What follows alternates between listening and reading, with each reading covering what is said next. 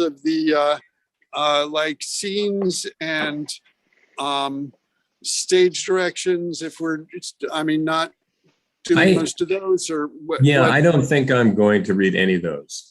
You know, I mean, Shakespeare has that great way of saying, "Now we are in the forest of Arden," and you know.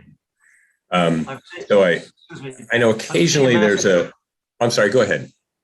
I'm sorry. I'm seeing a message from Bill Bletchenberg. He needs to be let in. Apparently, he's not a fan. Okay, I'm just doing that. We're live streaming now. Yes, Bill, there you are. Changing role to panelist. It'll just be a moment, then Bill will be with us. And the only problem we're I live have on with YouTube. So welcome. This is the Instant Shakespeare Company reading of this this grand histories project that Stephen Brown has masterminded, and we're up to Edward IV. And this is one of our non-Shakespeare written plays, the first part of Edward IV by Thomas Heywood. And so this is the first time Instant Shakespeare Company has done this play. And so I'm very excited about that. And very excited for Bill Grunenberg, who's our playmaster, who has put this together. My name is Paul Sugarman. This is the Instant Shakespeare Company, and over to you, Bill. Thank you. Okay, so let's go through the cast and everyone introduce yourself and parts you're playing, and let's start with Eduardo Perez. Do you say Toyas? Torres. Oh, okay. Hi, I'm Eduardo Perez. I'm playing King Edward IV. Yes, it's playing the character with the same name as the actor. Pretty close. David Palmer Brown. Hi, my name is David Palmer Brown, and I'm playing Lord Howard and second apprentice and second apprentice. Two different second apprentices. Yes. Yes. Ken Wayne. Kenneth Wayne. I'm doing Sir Thomas Sellinger, Chubb, etc. Etc. Well said. Charles Kennedy. Hi, I'm Charles Kennedy. I'm playing Lord Mayor of London. And I voted for you. Bill. By the way, Bill, do you say Blechenberg or Blechenberg or Blechenberg? Or you're down close. Bleckingberg. Bleckingberg. Okay. Yeah. Very close to my name, Bill Grunenberg. Yes, it is. So That's Bill, sure. I deal with gold. That's right. Mark, is it Gehring? Is that how you say that? And I'm playing Jocelyn, Sir Humphrey Bow, and Thomas Eyre, a suitor. And there's a messenger in there also. And a messenger, yes. Okay. Angus? Hi, Angus Hepburn, all the way from London, playing Sir Thomas Urswick, who is the recorder of London, and John Hobbs, the tanner of Tamsworth. That's right. Okay. David Cedar? Hi, I'm David Cedar. I am playing Thomas Neville of Falconbridge, the bastard, the real bastard, not the guy in King Lear. And also some other parts, Emersley, Dudgeon, and I believe a messenger, and the head of St. Kitts Hospital in London. By the way, I don't mean to go men first and then ladies, but I'm going through the list to make sure that everybody's here also. So I'm doing it that way from the spreadsheet. So Clinton Powell, next. I'm Clinton Powell. I'm reading Smoke, the captain of the Isle of Wight, Hadland, a miller, the second huntsman, and jockey. All right. Daniel, is it Gans or Gantz, or how do you say your name? We go by Gans. Gans, okay. So my name is Daniel Gans, and you may know me from such roles as a messenger, the rebel's first apprentice, the first huntsman, first apprentice, Grudgeon, Jane Shore's boy, and the first waterman. That is a lot of character differentiation you're going to have to do. And Rachel Sheffrin? Yes, I'll be playing Queen Elizabeth Woodville. All right. And Christina Osterling? Christina Osterling, reading Jane Shore and Nell. My wife. Oh. And finally, Virginia Hammer. Hello, I am doing today Duchess of York, and I'm doing Mrs. Blagg, and I'm doing Widow Norton. Very good. I just want to say one thing about this play that I read in the notes. It's been said that the reason Shakespeare never addressed this story, never did the Edwards, Edward the Fourth, was that, I'm sorry, I'm hearing extra sound. Yeah. Does somebody have the YouTube open maybe or something? Or is it me? Okay. There's a nasty echo today. Yeah, there's a bit of an echo. Anyway, is that he was aware of Thomas Heywood's plays and thought they were fine, and why would he, how could he improve them? So these are, these might, if that's true, might have the great respect of William Shakespeare himself. All right, is everyone ready to begin? Yes. All right. Then let me make sure I'm on the right page, just in case I have to jump in at any point, and I will hide myself after that. So this is Edward IV, Part 1 by Thomas Heywood, and we are also going to be doing Edward IV, Part 2 Thursday evening. We'll get into the details on that later. Does somebody have another question? I keep hearing straight voice. I actually still never got the script. Oh, I'm sorry. Let me send it right now. I mean, I'm looking at the old one so I can. Do you want me to put my email in the account just to double check? That's all right. I'm just going to send it to you right now. Okay. Somebody's got an audio feed loop going, whether they realize it or not. As you turn yourself on and off, please listen and work out whether it's you or not that's responsible, and then do something about it. I don't have. Yeah, we should deal with that now. Is that nobody has the YouTube open, do they? No. Okay. Should I introduce myself? I'm sorry, who did I miss? Who? I am a human being. My name is Burkhart. Yes. I'm zooming in here from the Lower Plains Desert of New Mexico. I will be playing Ned Spicing, a rebel, Sir Henry Morton, Goodfellow, a countryman, and finally Palmer, a suitor. Thank you very much.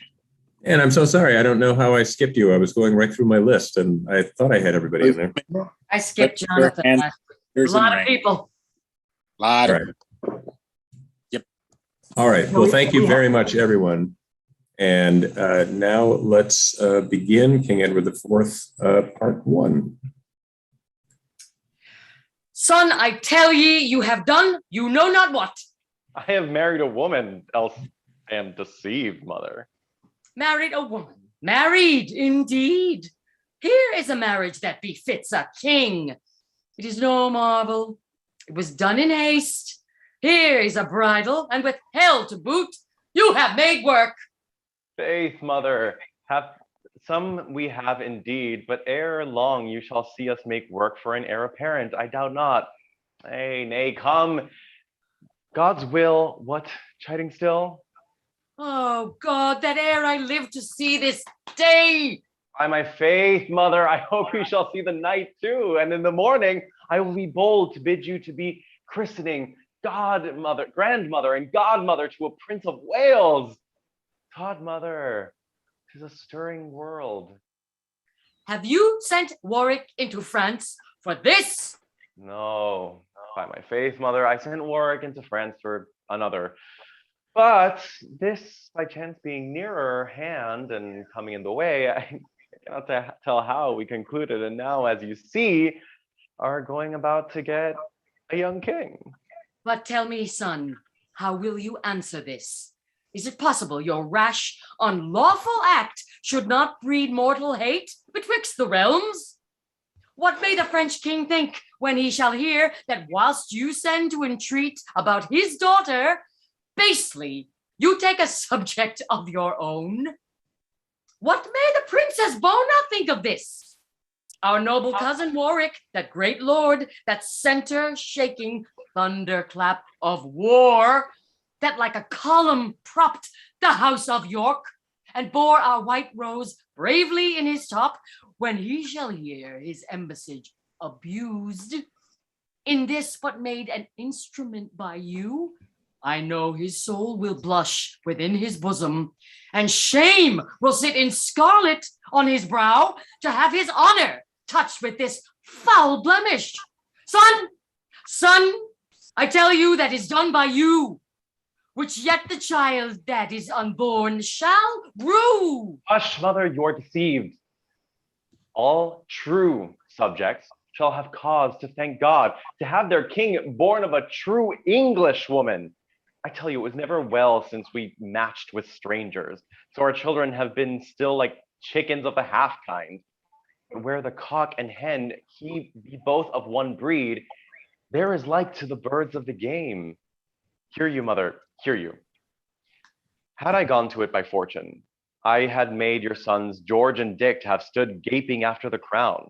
This wench, mother, is a widow, and hath made proof of her valor, and for anything I know, I am as like to do the deed as John Gray her husband was. I had rather the people prayed to bless mine heir than send me an heir. Hold your peace if you can see. There was never mother had a toward her son. Why, cousin Howard and Tom Sellinger, have you ever such a coil about a wife? My sovereign lord, with patience bear her spleen. Your princely mother's zeal is like a river that from the free abundance of the waters breaks out into this inundation. From her abundant care this rage proceeds, or swoln with the extremity of love.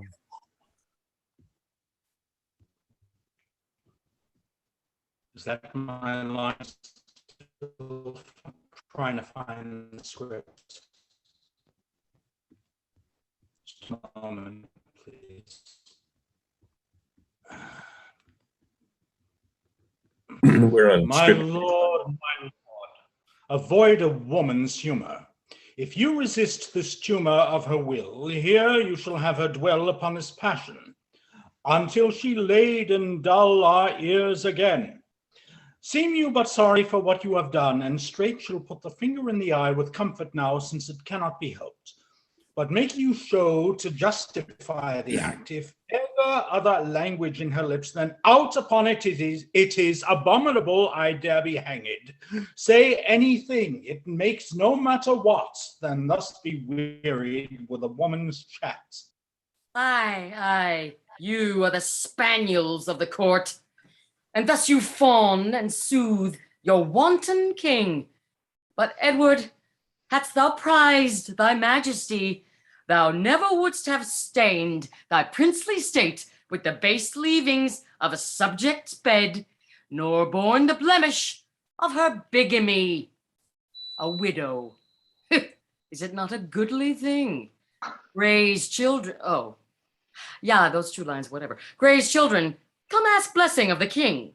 Nay, No, this is me now. This is... That was you, those two lines? Okay. Because it doesn't say that, but... Oh, well, it says Duchess and then Queen. Oh, I didn't... Okay, sorry. It doesn't say that here, but... Okay, then I'm looking at a different script. Go ahead. No, you, those two lines. A widow, is it not a goodly thing? Gray's children, come ask blessing of the king. Nay, I beseech your grace, my Lady York. Even... Oh, no, that's you now, still. You're the queen, I'm the duchess. Go ahead, sorry. Nay, I beseech your grace, my Lady York. Even as you are a princess and a widow, think not so meanly of my widowhood. A spotless virgin came I first to Gray. With him I lived a true and faithful wife.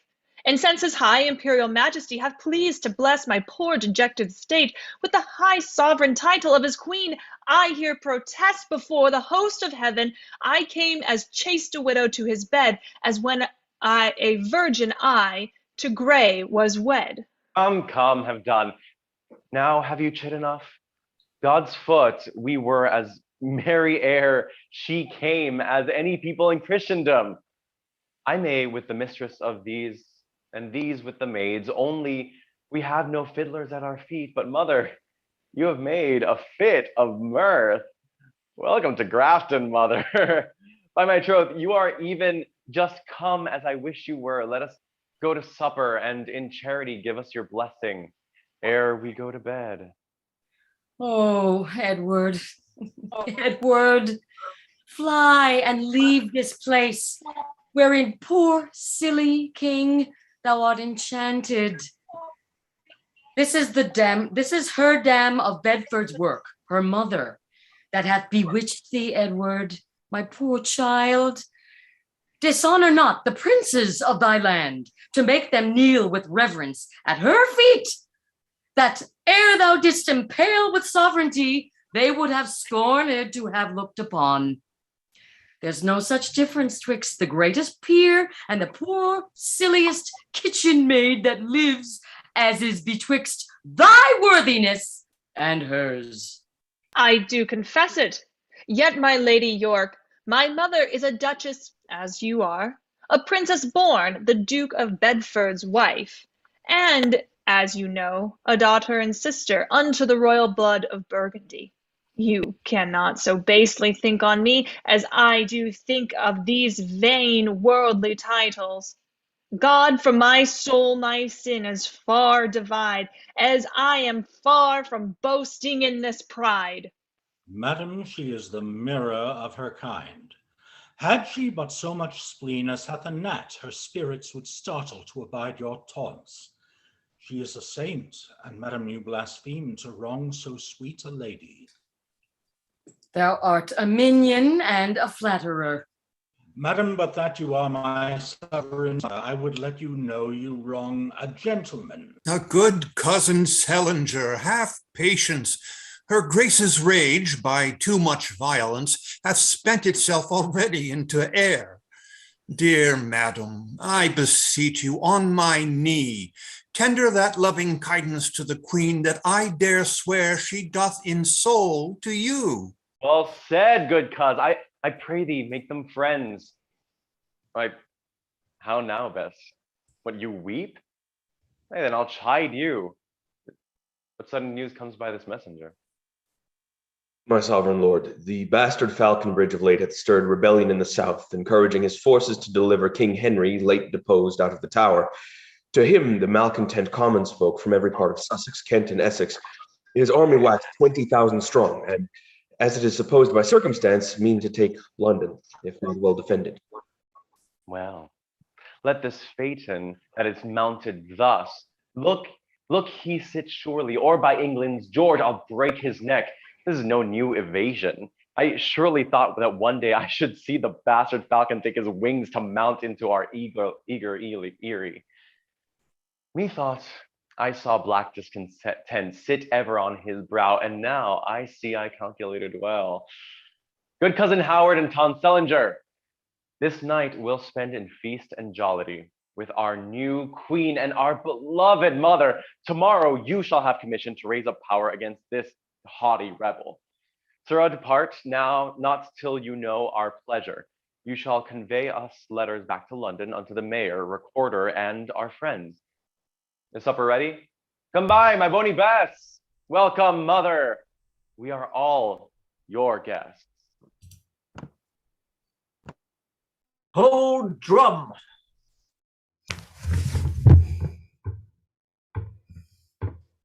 Hold drum and be hanged. Hold drum, hold, peace then ho, silence to the proclamation.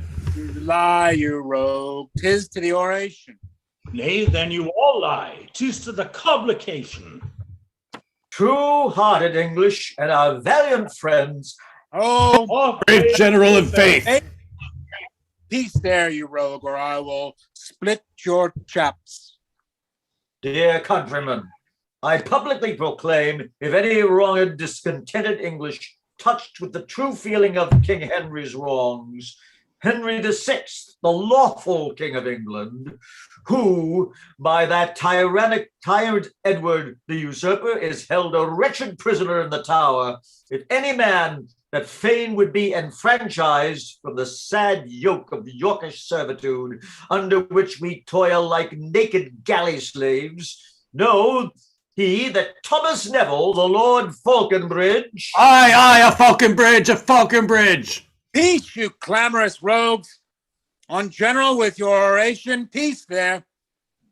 Pitying King Henry's poor distressed state, armed with his title and a subject zeal, takes up just arms against the House of York and does proclaim our ancient liberty.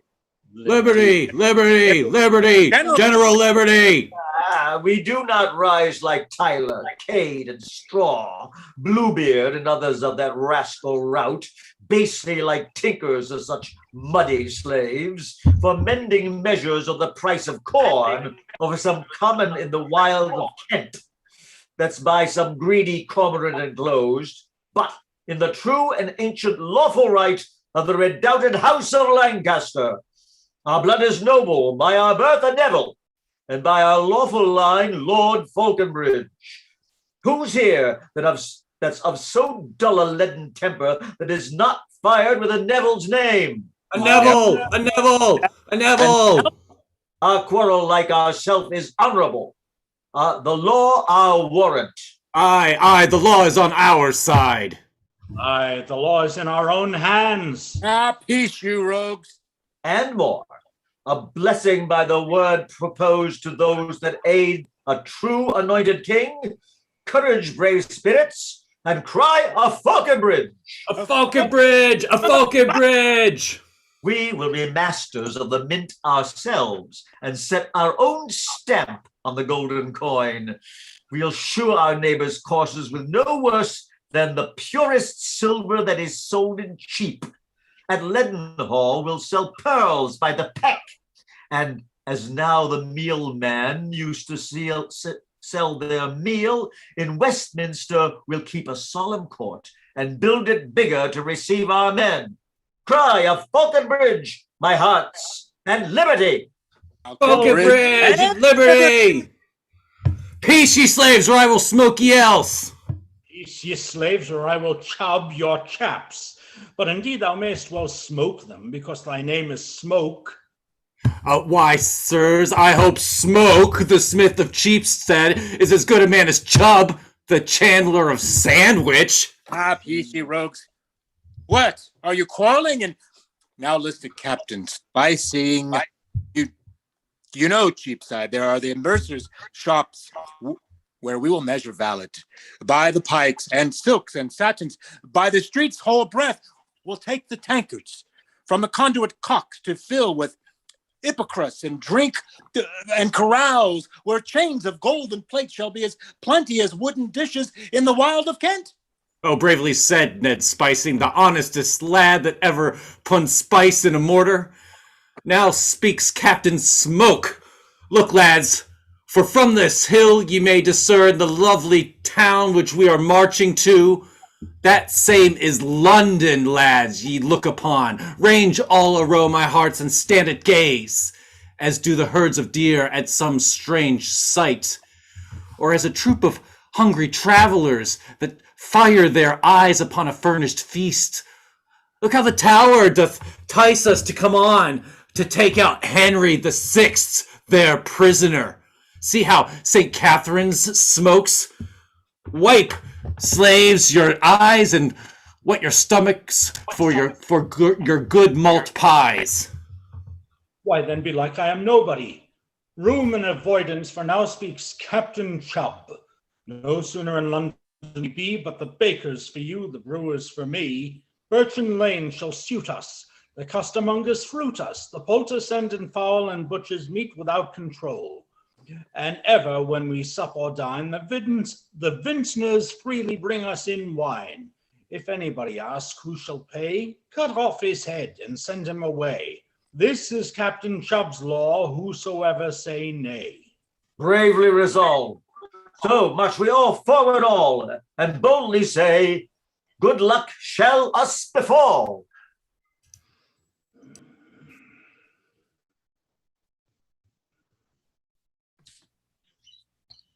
This is well done. Thus should good citizens fashion themselves as well for war as peace. Have you commanded that in every street they hang forth lights as soon as night comes on? Say, Cousin Shore, this was referred to you. We have, my lord.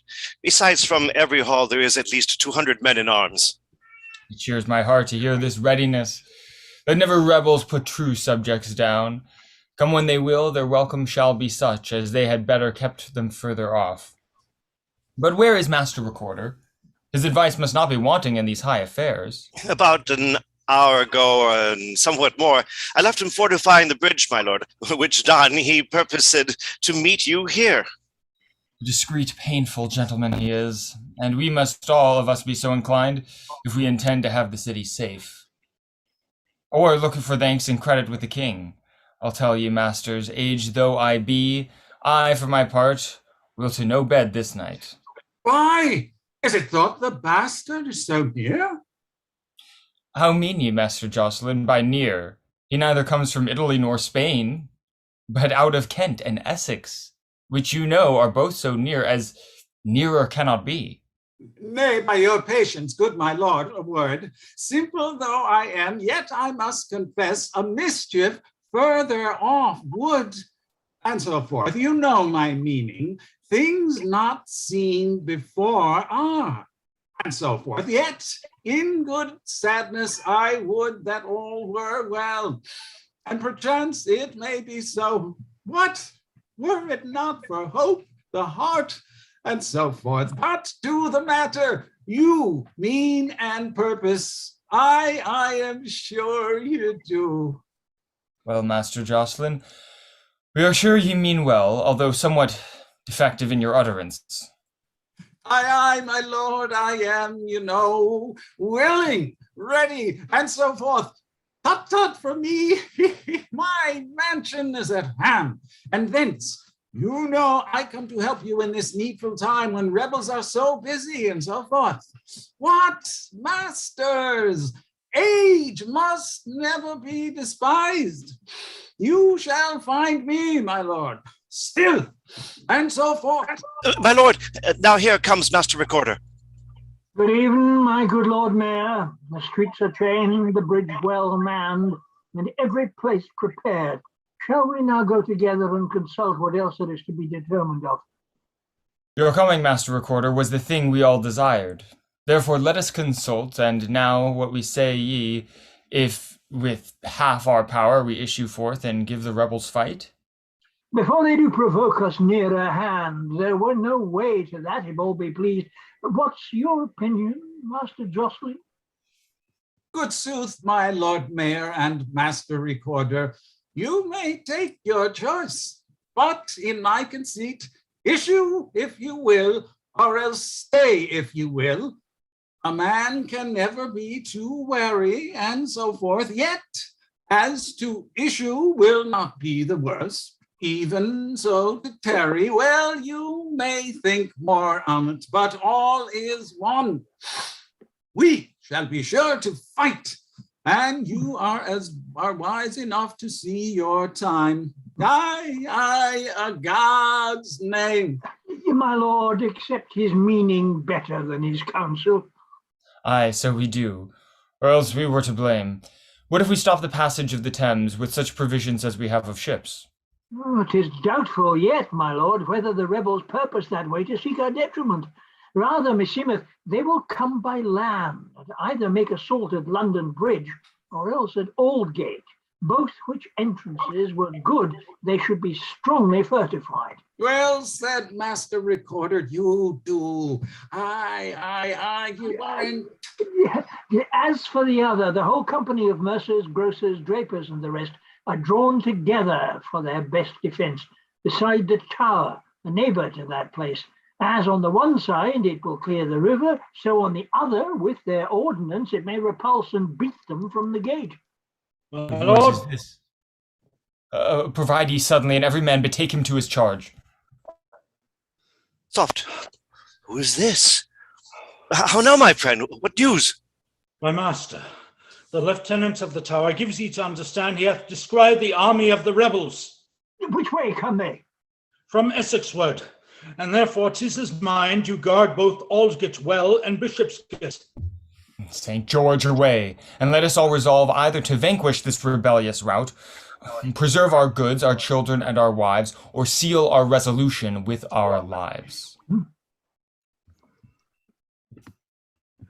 Summon the city, and command our entrance, which, if we shall be stubbornly denied, our power shall rush like thunder through the walls. Open your gates, slaves, when I command ye. What is he that beats thus at the city gates, commanding entrance as he were a king? He that will have releasement for a king. I, Thomas Neville, the Lord Falconbridge. Oh, Sarah, you clapper dudgeon, unlock, unbolt, or I'll bolt you if I get in. Stand you preaching with a pox? Hmm?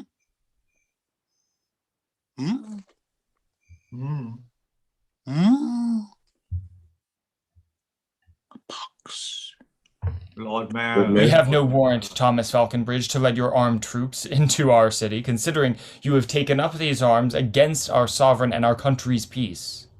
I tell thee, Mayor, and know he tells thee so, that cometh armed in a king's defence, that I crave entrance in King Henry's name in right of the true line of Lancaster. Methinks that word, spoken from a Neville mouth, should like an earthquake rend your chained gates and tear in pieces your portcullises. I thunder it again into your ears, you stout and brave, courageous Londoners. In Henry's name, I crave my entrance in. Henry's name command the entrance here. We should deny allegiance unto Edward, whose true and faithful subject we are sworn, and in whose presence is our sword upborne. I tell thee, traitor, then thou bearest thy sword against thy true, undoubted king. Nay, then I tell thee, bastard Falconbridge, my Lord Mayor bears his sword in his defence, that put the sword into the arms of London, made the Lord Mayors, who are forever after knights, Richard, deposed by Henry Bolingbroke, from which the house of York doth claim their right. What's he that answers thus saucily? Sirrah, your name, that we may know ye hereafter. My name is Shore, a goldsmith by trade. What? Not that Shore that hath the dainty wife? Shore's wife, the flower of London, for her beauty? Yes, rebel, even the very name, the same. Well, run, rascal, and fetch thy wife to our general presently, or else all the gold in Cheapside cannot ransom her. Wilt thou not stir when I bid thee? Shore, listen, thy wife is mine, that's flat. This night in thine own house she sleeps with me. Now, Crosby, Lord Mayor, shall we enter in?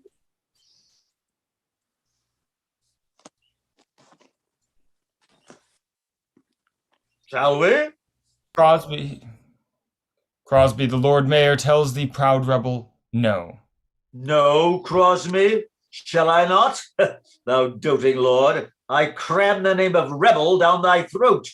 There's not the poorest rascal of my camp, but if he chance to meet thee in Cheapside, upon thy footcloth he shall make thee light, and hold his stirrup while he mount thy horse. Then lackey him which way he please to go.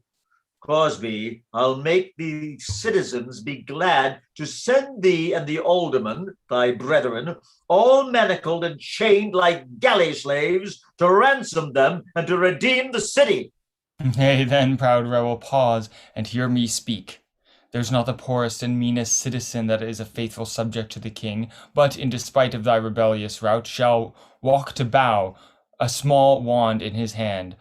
Although thou lie encamped at Meal and Green, and not the proudest rebel of you all shall dare to touch him for his damned soul. Come, we will put up our portcullises, and let me see thee enter if thou dare. Spoken like a man, and true velvet jacket. We will enter or stick by the way. Where's Master Recorder and Master Jocelyn? Here, my Lord Mayor, we now have manned the walls and fortified such places as were needful. Why, it is well, brothers and citizens. Stick to your city, as good men should do. Think that in Richard's time even such a rebel was then by Walworth, the Lord Mayor of London, stabbed dead in Smithfield. Then show yourselves as it befits the time, and let this find 100 Walworths now dare stab a rebel were he made of brass. And prentices, stick to your officers, for you may now come to be as we are now, God and our King, an errant rebel against an errant rebel. Brothers, away! Let us defend our walls. My lord, your words are able to infuse a double courage in a coward's breast. Then fear not us, although our chins be bare, our hearts are good. The trial shall be seen against these rebels on this champaign green. We have no tricks nor policies of war, but by the ancient custom of our fathers, we'll soundly lay it on and take off that will. And London prentices be ruled by me. Die ere ye lose fair London's liberty. How now, my flat caps? Are you grown so brave? 'Tis but your words when matters come to proof. You'll scatter for a company of sheep. My counsel, therefore, is to keep your shops. What lack you? Better will beseem your mouths than terms of... In sooth, you are too young. Sarah, go to. You shall not find it so. Flat caps thou callest us. We scorn not the name, and shortly, by the virtue of our swords, we'll make your cap so fit unto your crown as sconce and cap, and all shall kiss the ground. You are those desperate, idle, swaggering mates that haunt the suburbs in the time of peace and raise up alehouse brawls in the street. And when the rumor of war begins, you hide your heads and are not to be found.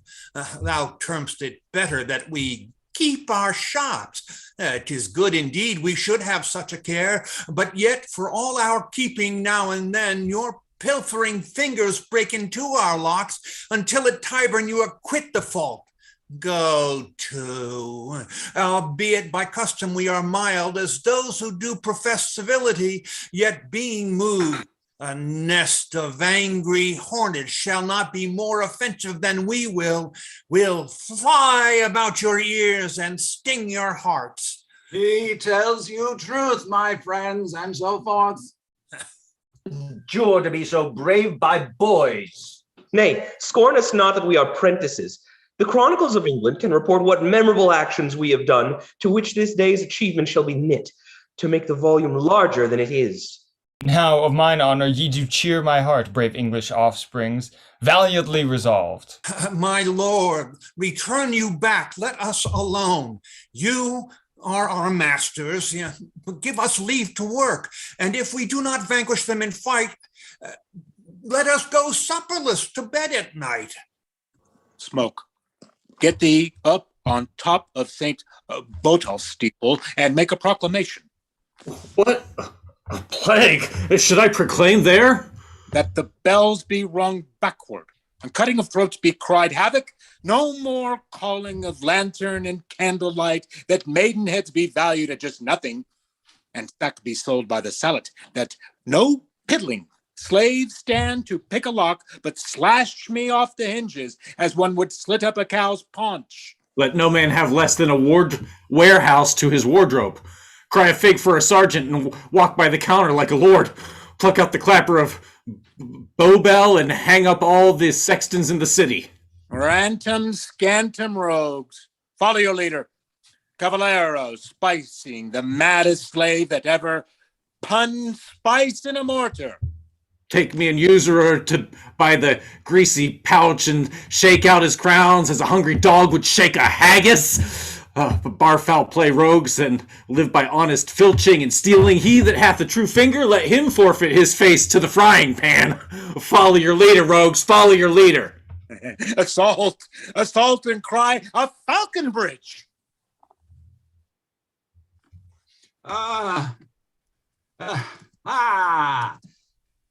Cedar spicing, if spicing be thy name, we are here for matters and causes, as it might seem, for the king.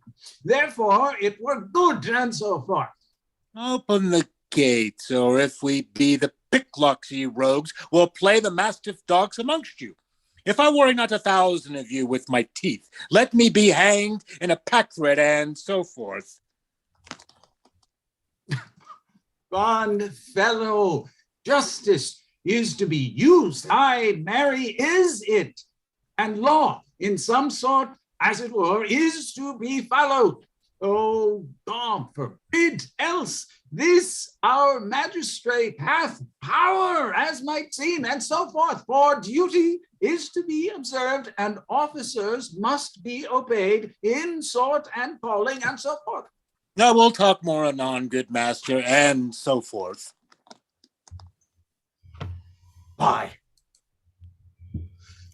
Why, this is to trust to these base rogues, this dirty scum of rascal peasantry, this heartless rout of base rascality. A plague upon you all, you cowardly rogues, you craven curs, you slimy, muddy clowns, whose courage but consists in multitude, like sheep and neat that follow one another, which, if one run away, all follow after.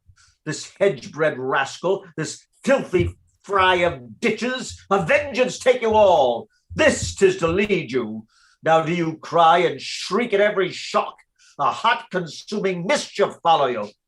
Swoons! Scale, rogue, scale! A falcon bridge! A falcon bridge! Set open the gates. Nay then, we'll sally out.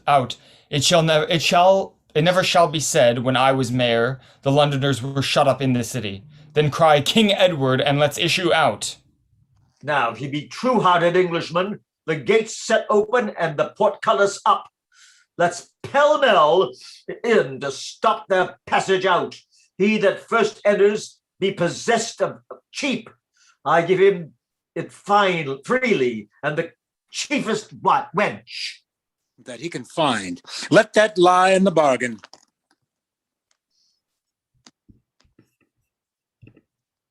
So hearest thou, General?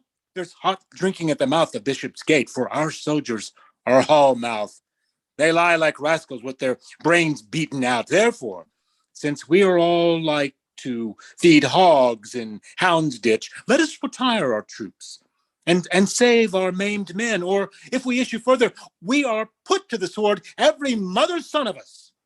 How that villain, in whose damned mouth was never heard of any word but wounds, whose recreant limbs are notched with gaping scars, thicker than any carking craftsman score, whose very scalp is scratched and crazed and broken like an old mazer beaten on the stones. And standst thou now to save our maimed men? A plague upon thee, coward!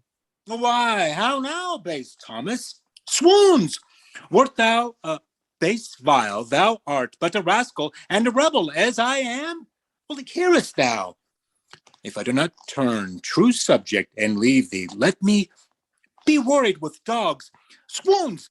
Dost thou impeach my manhood? Tom Neville, thou hast as good as to have damned thyself as uttered such a word. Flatly, I forsake thee and all that love. Ned spicing, now follow me. Come, you testy fool. Thou seest me grieved, yet canst not bear with mine infirmity. Thou knowest I hold thee for as tall a man as any lives or breathes our English air. I know there lives not a more fiery spirit, a more resolved, valiant, a plague upon it. My lips in anger, how testy then thou art. I'd rather all men left me than thyself. Thou art my soul, thou art my genius. I cannot live without thee, not an hour. This must I still be forced against my will to soothe this dirty slave, this cowardly rascal. Come, be friends, ye testy firebrand. We must retire. There's no remedy. Nay, Tom, if thou wilt have me mount on the walls and cast myself down headlong on their pikes, I'll do it. But to impeach my valor, had any man but thou spoke half so much, I would have split his heart. Still beware my valor. Such words go hardly down. Well, I am friends. Thou thoughtest not as thou speakest. No, on my soul. That is, think not that I did. Sound a retreat there, I command ye straight. But whither shall we retire? To Mile End Green. There is no fitter place. Then let us back retire to Mile End Green. There expect fresh succor from our friends, with such supply as shall ere long assure the city is our own. March on, away.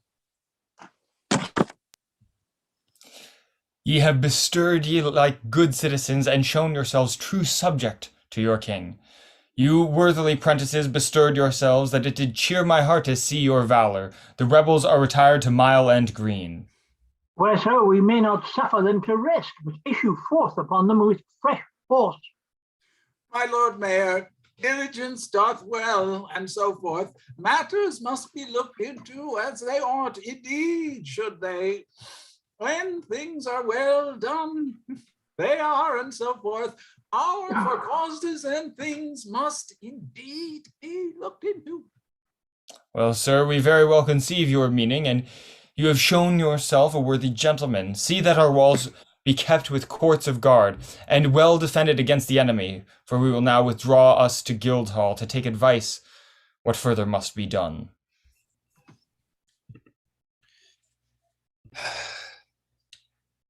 Be not afraid, sweetheart. The worst is past. God have the praise, the victory is ours. We have prevailed. The rebels are repulsed, and every street in London soundeth joy. Canst thou then, gentle Jane, be sad alone?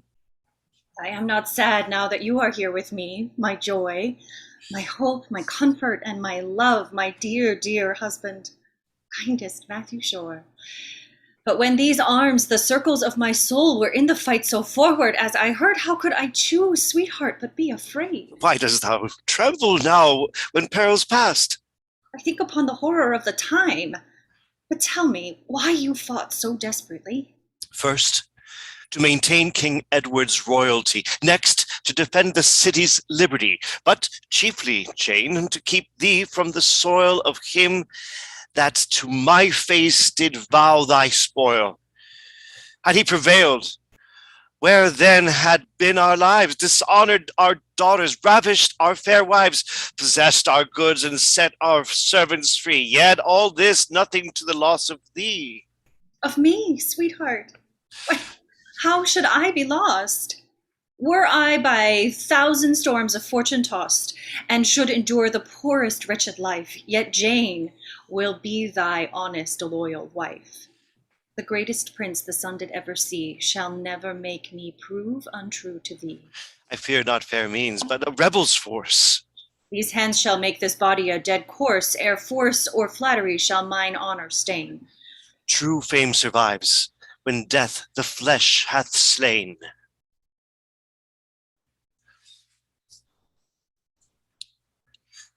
Officer,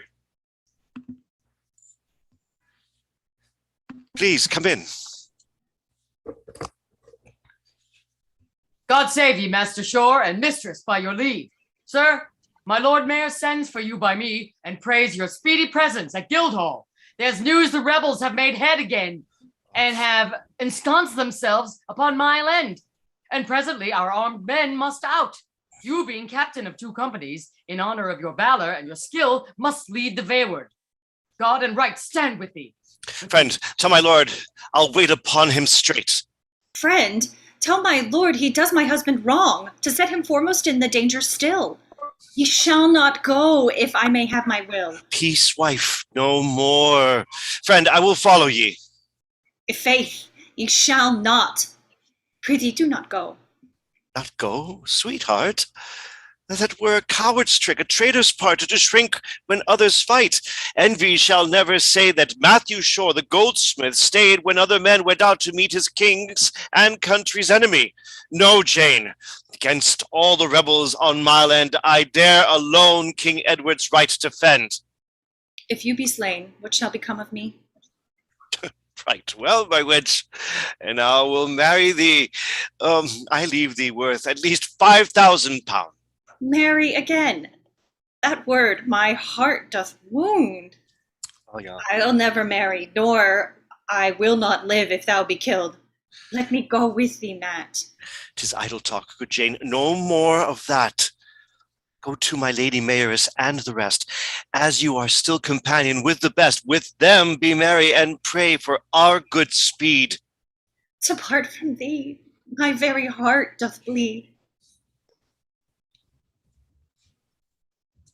Let's stand we in the sight of upreared Troy, and suck the air she draws.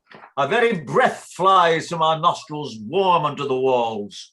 We beard her bristling spires, her battled towers, and proudly stand and gaze her in the face.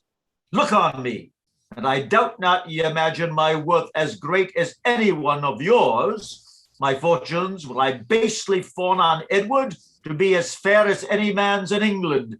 But he that keeps your sovereign in the tower hath seized my land and robbed me of my right. I am a gentleman as well as he. What he hath got, he holds in tyranny.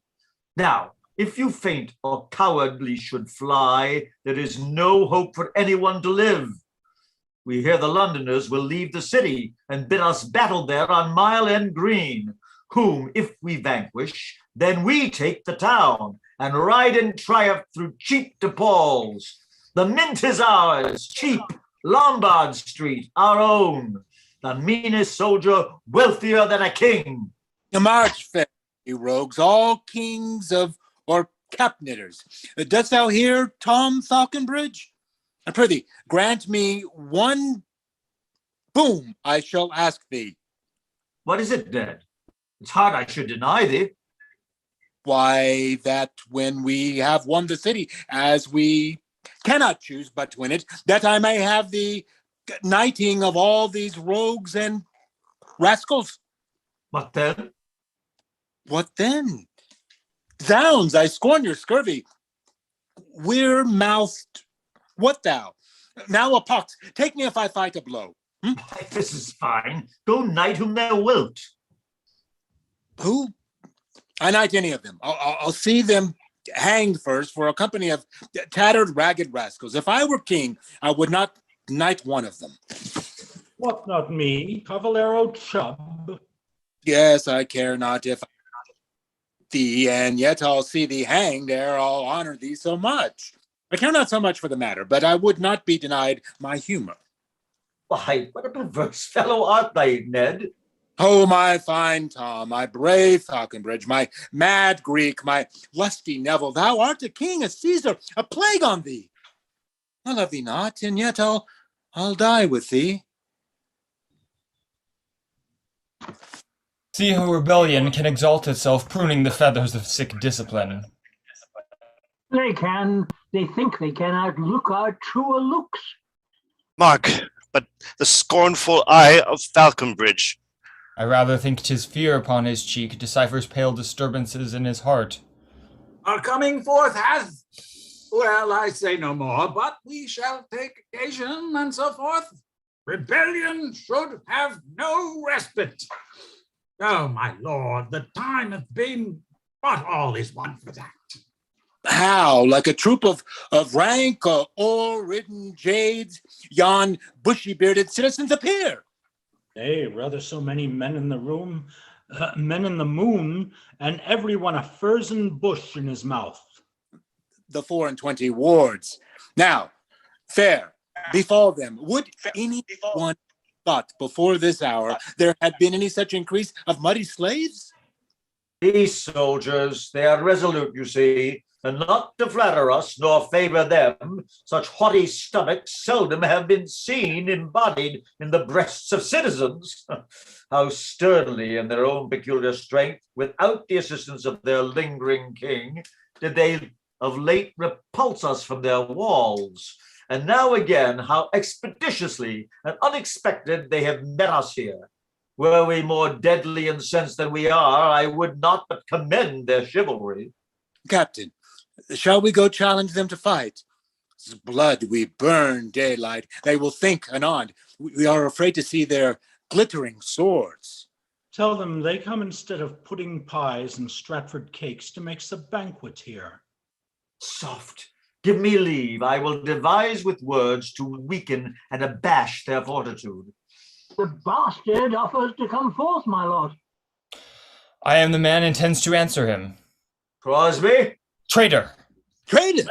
Down with Be patient. Down! You believe, I say, to speak. I doubt not but the traitor's name shall rest with those that keep their lawful king in bonds. Meantime, ye men of London, once again behold my warlike colours are displayed, which I have vowed shall never be wrapped up until your lofty buildings kiss our feet, unless you grant me passage through your streets. Passage, say'st thou? That must be o'er our breast, if any passage thou art like to have. Why then upon your bodies will I tread, and wade through standing pools of your lost blood. We know thy threats and reckon them as wind, not of sufficient power to shake a reed. But we shook your gates not long ago and made your walls to shake like Irish bogs. Aye, and so terrified ye that not one durst come to fetch a pint of sack from mouth, no, not for your lives. Aye, but you know what followed, and so forth. Etc. Are you there? Methinks the sight of the dun bull, the Neville's honored crest, should make you leave your broken sentences and quite forgot ever to speak at all. Nay, then, look upon our city's arms, where it is a bloody dagger. That is it, wherewith the rebel, like to Falconbridge, had his desert meet for his treachery. Can you behold that, and not quake with fear?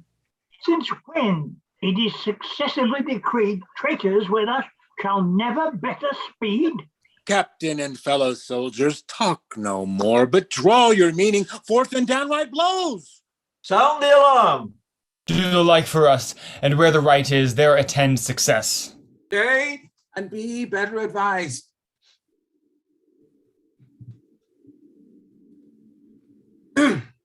Why, countrymen, what is this Falconbridge you follow so? I could instruct you, but you know my mind. And Falconbridge, what are these rusticals? Thou shouldest repose such confidence in glass? Shall I inform thee? No, thou art wise enough. Edward of York delays the time, you say. Therefore he will not come. Imagine so. The city's weak.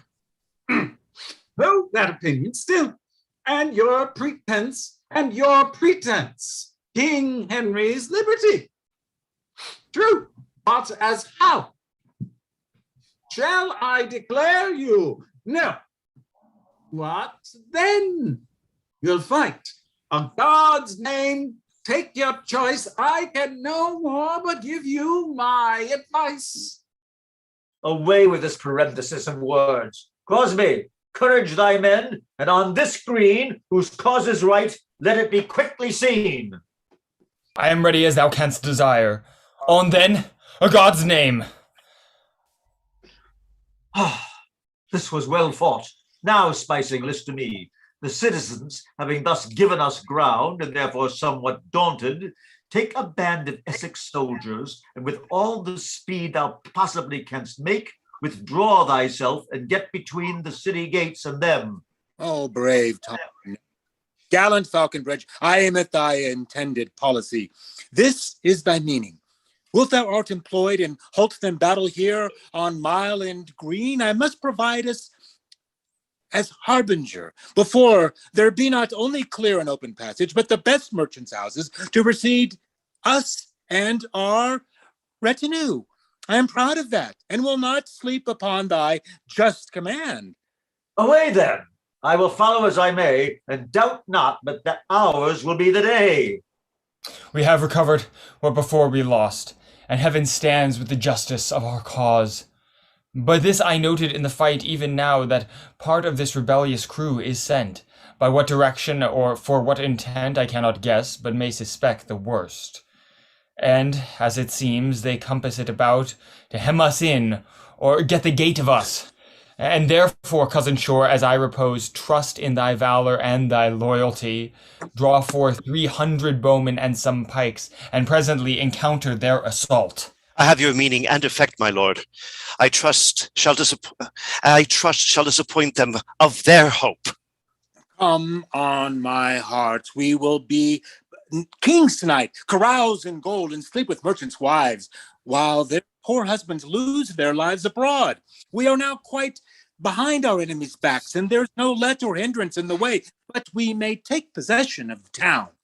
Ah, you mad rogues, this is the wished hour. Follow your leader and be resolute. I, my good friend, so certify his grace, the rebels are dispersed all and fled, and now his highness meets with victory. Marshal yourselves and keep in good array to add more glory to this victory. The king in person cometh to this place. How great an honor have you gained today, and how much is this city famed forever, that twice, without the help either of king or any but of God and our own selves, we have prevailed against our country's foes. Thanks to his majesty assisted us, who always helps true subjects in their need. Where's my Lord Mayor?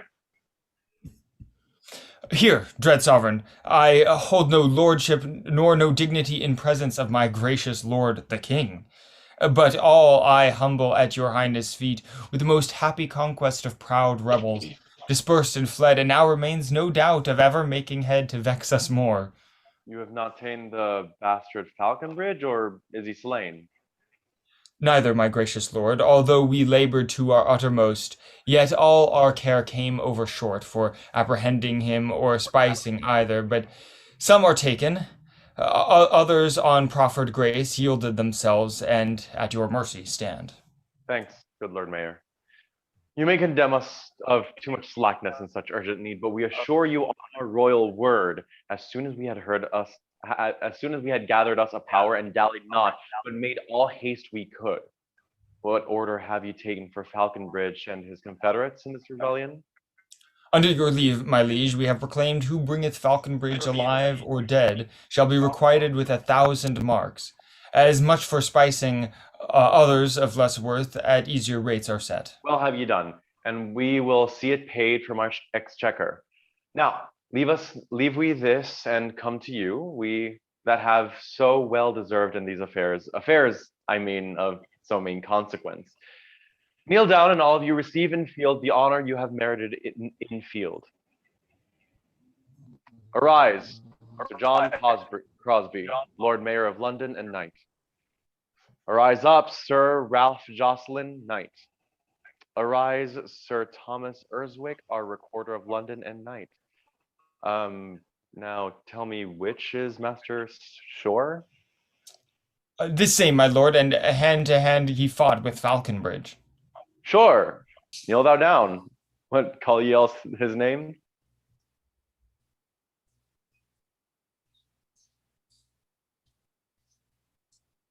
His name is Matthew Shore, my lord. His name is Master Shore, my lord. Sure. Why kneelst thou not at thy sovereign's hand? Receive thy right. Pardon me, gracious lord, I do not stand contemptuous or despising such royal favor of my sovereign, but to acknowledge mine unworthiness. Far be it from the thought of Matthew Shore that he should be advanced with aldermen, with our Lord Mayor and our right grave recorder. If anything hath been performed by me that may deserve your highness meanest respect, I have enough, and I desire no more, than that my crave that I may have no more. Well, be it as thou wilt. Some other way we will devise to quittance thy deserts, and not to fail therein upon my word. Now, let me tell ye, all my friends at once, your king is married since you saw him last, and haste to help you in this needful time made me on sudden to forsake my bride. But seeing all things are fallen out so well, and there remains no further doubt of ill, let me entreat you would go boot yourselves, and bring your king a little on his way. How say you, my lord? Shall it be so? Now, God forbid, but that my lord the king should always have his subjects at command. Forbid, quotha! I, in good sadness, your majesty shall find us always ready, and so forth. Why then, set forward, gentlemen, and come, Lord Mayor, and confer with you.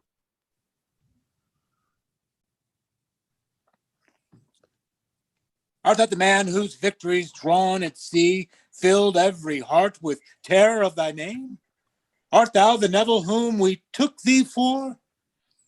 Thou art a louse, thou bastard Falconbridge, thou baser than a bastard, in whose birth the very dregs of servitude appear. Why, tell me, liver of some rotten sheep, after by their allurements we are brought to undertake this course, after thy promises of many golden mountains to ensue. Is this the greatest comfort thou canst give? Hast thou ensnared our heedless feet with death, and brought us to the gibbet of defame, and now dost bid us shift and save ourselves?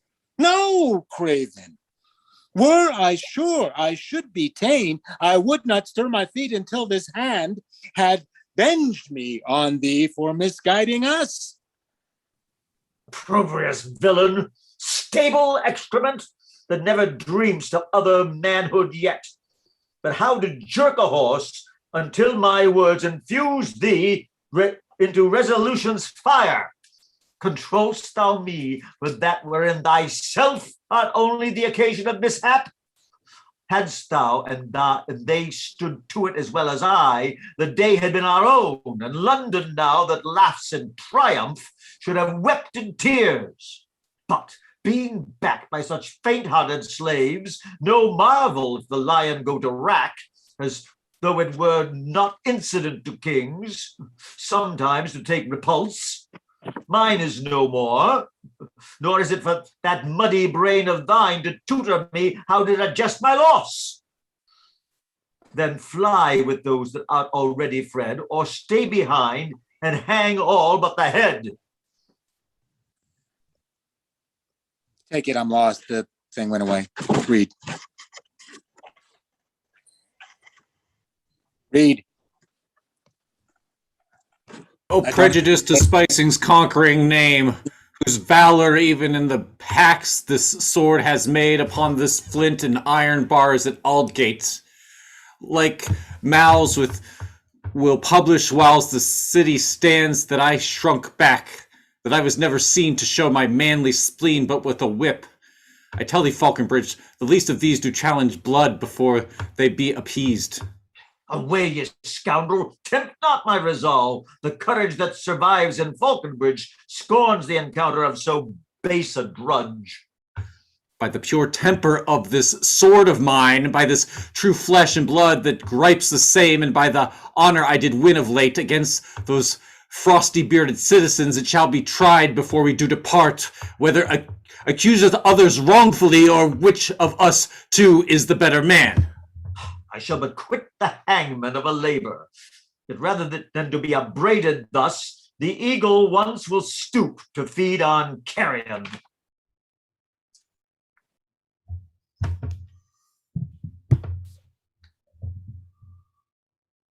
We're fighting.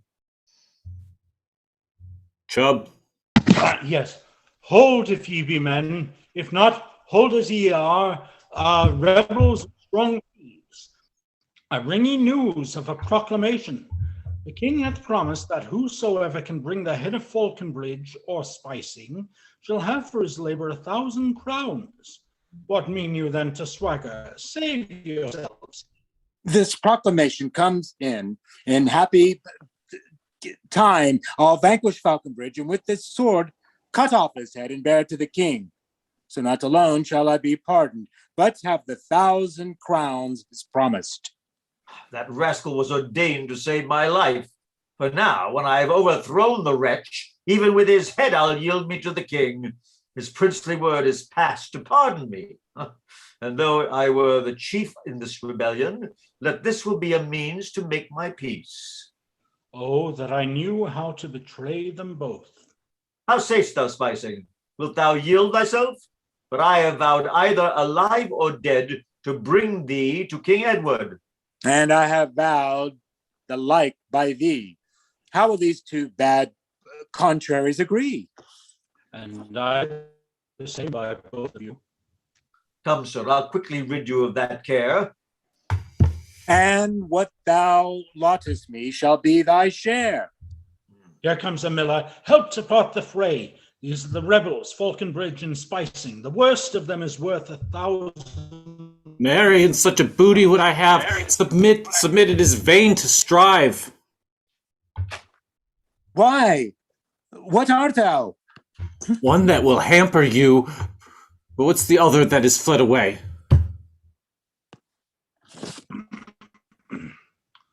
Sorry, Chubb? I can't my line. Oh, Miller, that was Falconbridge, and this is Spicing, his companion. I tell thee, Miller, thou hadst been the means to hinder the most charitable deed that ever honest Christian undertook. Thou cannot bear me witness. I attained that most notorious rebel but for him. But I have taken thee, and the world knows that spicing is as bad as who is best. Why, thou mistakest. I am a true subject. Miller, he lies. Be sure to hold him fast. Dost thou accuse me? Apprehend him too, for he's as guilty as any of us. Come, you shall both together answer it before my Lord Mayor, and here he comes. Sir Ralph Jocelyn, have you ever seen a prince more affable than Edward is? What merry talk he had upon the way. Doubtless, my lord, he'll prove a royal king. But how now? What are these? God save your honor. Here I present unto you, my Lord Mayor, a pair of rebels whom I did espy as I was busy grinding at my mill, and taking them for vagrant idle knaves that had beset some true man from his house, I came to keep the peace. But afterward found that it was the bastard Falconbridge, and this his mate, together by the ears. The one, for all that I could do, escaped. The other standeth at your mercy here. It is the rebel Spicing. It is indeed. I see you are not blind. You know me then? Well, Miller, thou hast done a subject's part, and worthily deservest that recompense is publicly proclaimed by the king. But what's this other? I have seen his face, and as I take it, he is one of them. I must confess I took them both together. He aided me to apprehend the rest. It tells you true, my lord, I am Chubb, the Chandler, and I curse the time that ever I saw their faces, for if they had not been, I had lived an honest man in mine own country, and never come to this. Out, rogue. Dost thou recant for fear of death? Aye, Mayor, I am he that sought to cut your throat, and since I have miscarried in the fact, I'll ne'er deny it. Do the worst you can. Bring him away. He shall have martial law, and at the next tree we do come unto, be hanged, to rid the world of such a wretch. Miller, thy duty is 1,000 marks, which must be shared betwixt thee and this poor fellow that did reveal him. And, sirrah, your life is saved on this condition, that you hang up Spicing. How sayest you? Wilt thou do it? Will I do it? What a question is that? I would hang him if he were my father, to save mine own life. Then, when ye have done it, come home to my house, and there ye truly shall have your reward. Well, sirrah, then thou must be my hangman. Aye, by my troth, sir, for fault of a better. Well, commend me to little Pym, and pray her to redeem my pained hose. Thy lieth the blue boar for 11 pence, and if my hostess will have the other odd, tell her she is a damn bawd, and there is no truth in her boar. Take no thought for your pained hose. They are lousy and not worth the redeeming. There is a constable Styx in my mind. He got my sword from me. That night I should have killed Black Ralph. If I had lived, I would have been met with him. Aye, sir, but here's the thing shall take an order fast. Command me to Black Luce, Bouncing Bess, and Lusty Kate, and the other pretty morsels of man's flesh.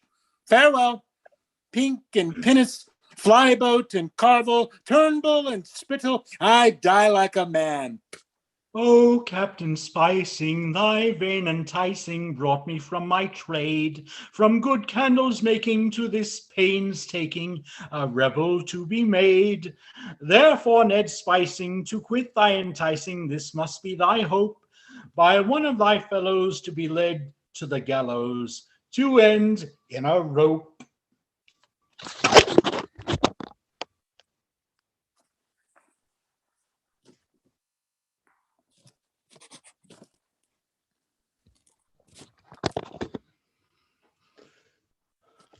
Angus, your Hobbs ring.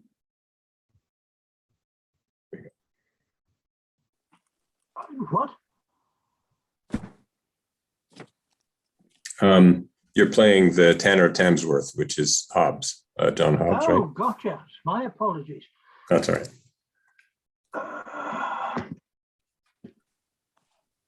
Dudgeon, dost thou hear? Look well to Brock, my mare. Drive Dun her fair and softly down the hill, and take heed the thorns, tear not the horns of my cowhides as thou goest near the hedges. What sayst thou, knave? Is the bull's hide down? Why lay it up again? What care I?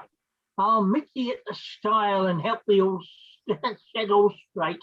And yet, God help, it's a crooked world and unthrifty.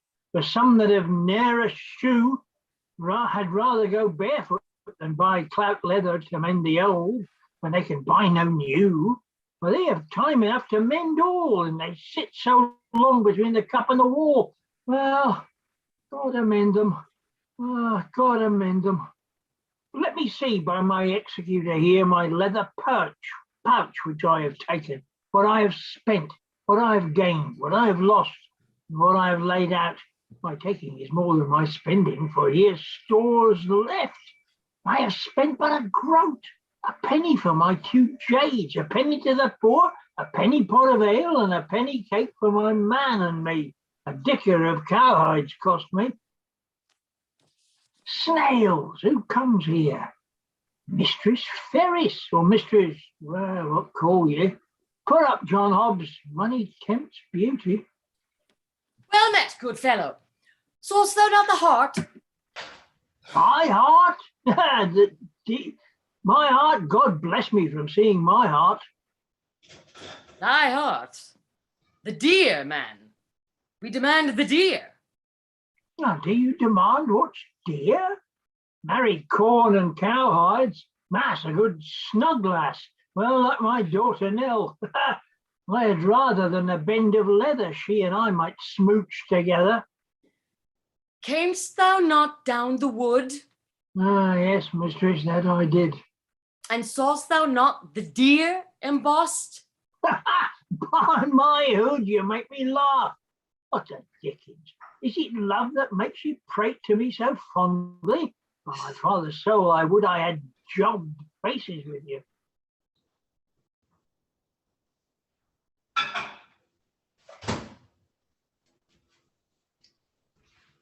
All right. Why, how now, Hobbs, so saucy with the Duchess and the Queen? Oh, much queen, I trow. These be but women, and one of them is like my wench. I would she had her rags. I would give a load of hair and horns and a fat of leather to match her to some justice. By the Meg Holly. Be silent, Tanner, and ask pardon of the Queen. Ah, and ye be the Queen, I cry ye mercy, good Mistress Queen. No fault, my friend. Madam, let's take our bows and in the standing seek to get a shoot. Come, bend our bows and bring the herd of deer.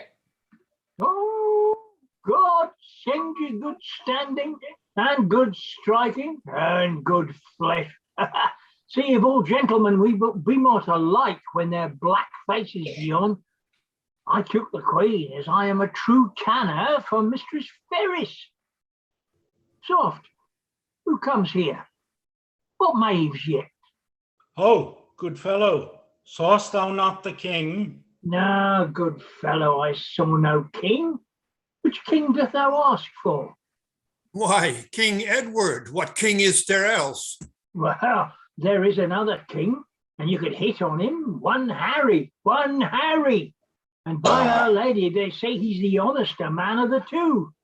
Sirrah, beware you speak not treason. What if I do? Then shalt thou be hanged. Oh, a dog's death. I'll not meddle with it.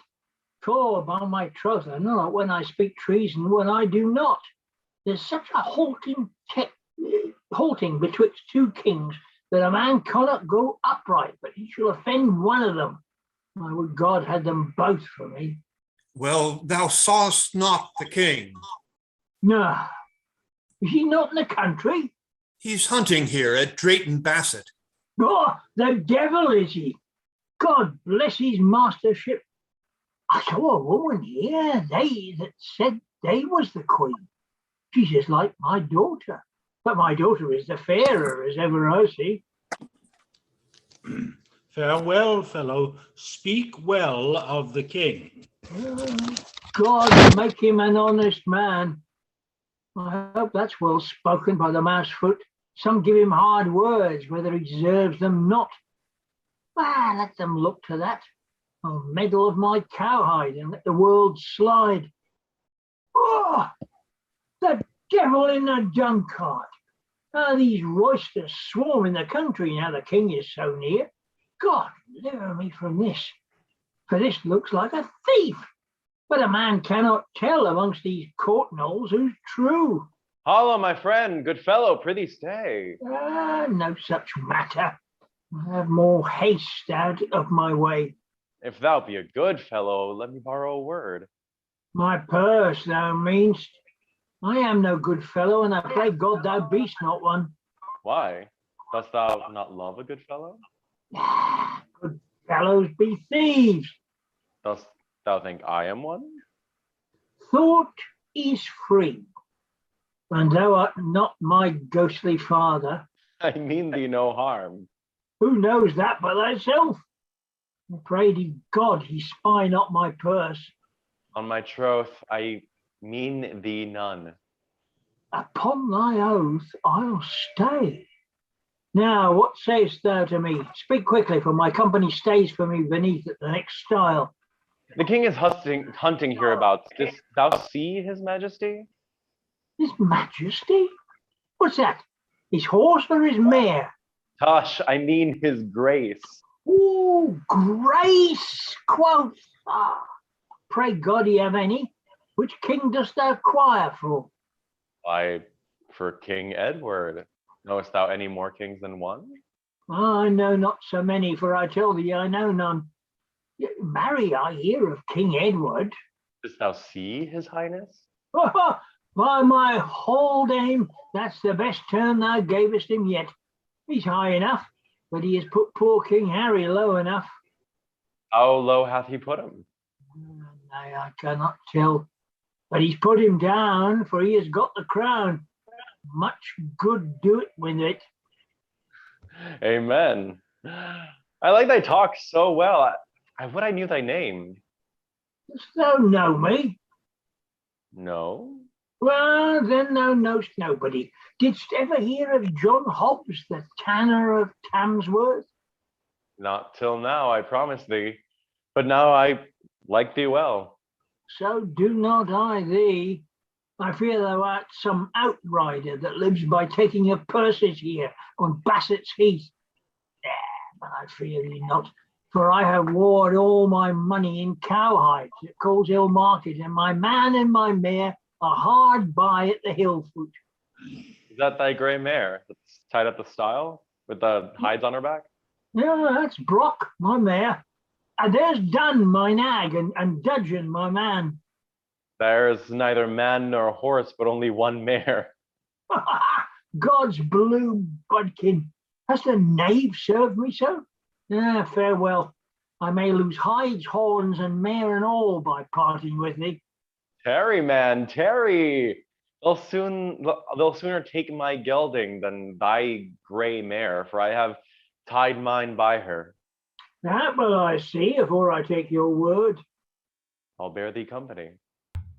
I had as lief go alone. Now, on my troth, the queen shoots passing well. So did the Duchess when she was as young. Age shakes the hand and shoots both wide and short. What have they given us? 6 rose nobles just.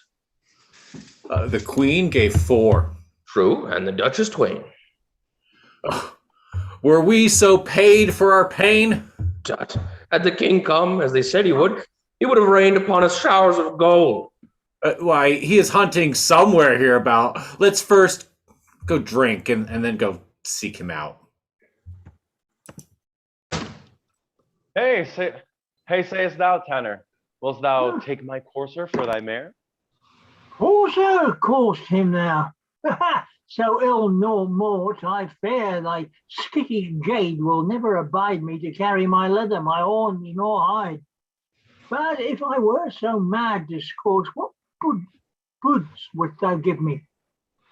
Nay, boot that's boot worthy. I look for boot of thee. Oh, a merry jade. Why, man, Brock my mare knows how I'm ree and will stand while I cry ho and let me get up and down and make water when I do. I'll give thee a noble if I like her pace. Lay thou cowhides on my saddle and let's jog towards Drayton. Yeah, 'tis out of my way. But I begin to like thee well.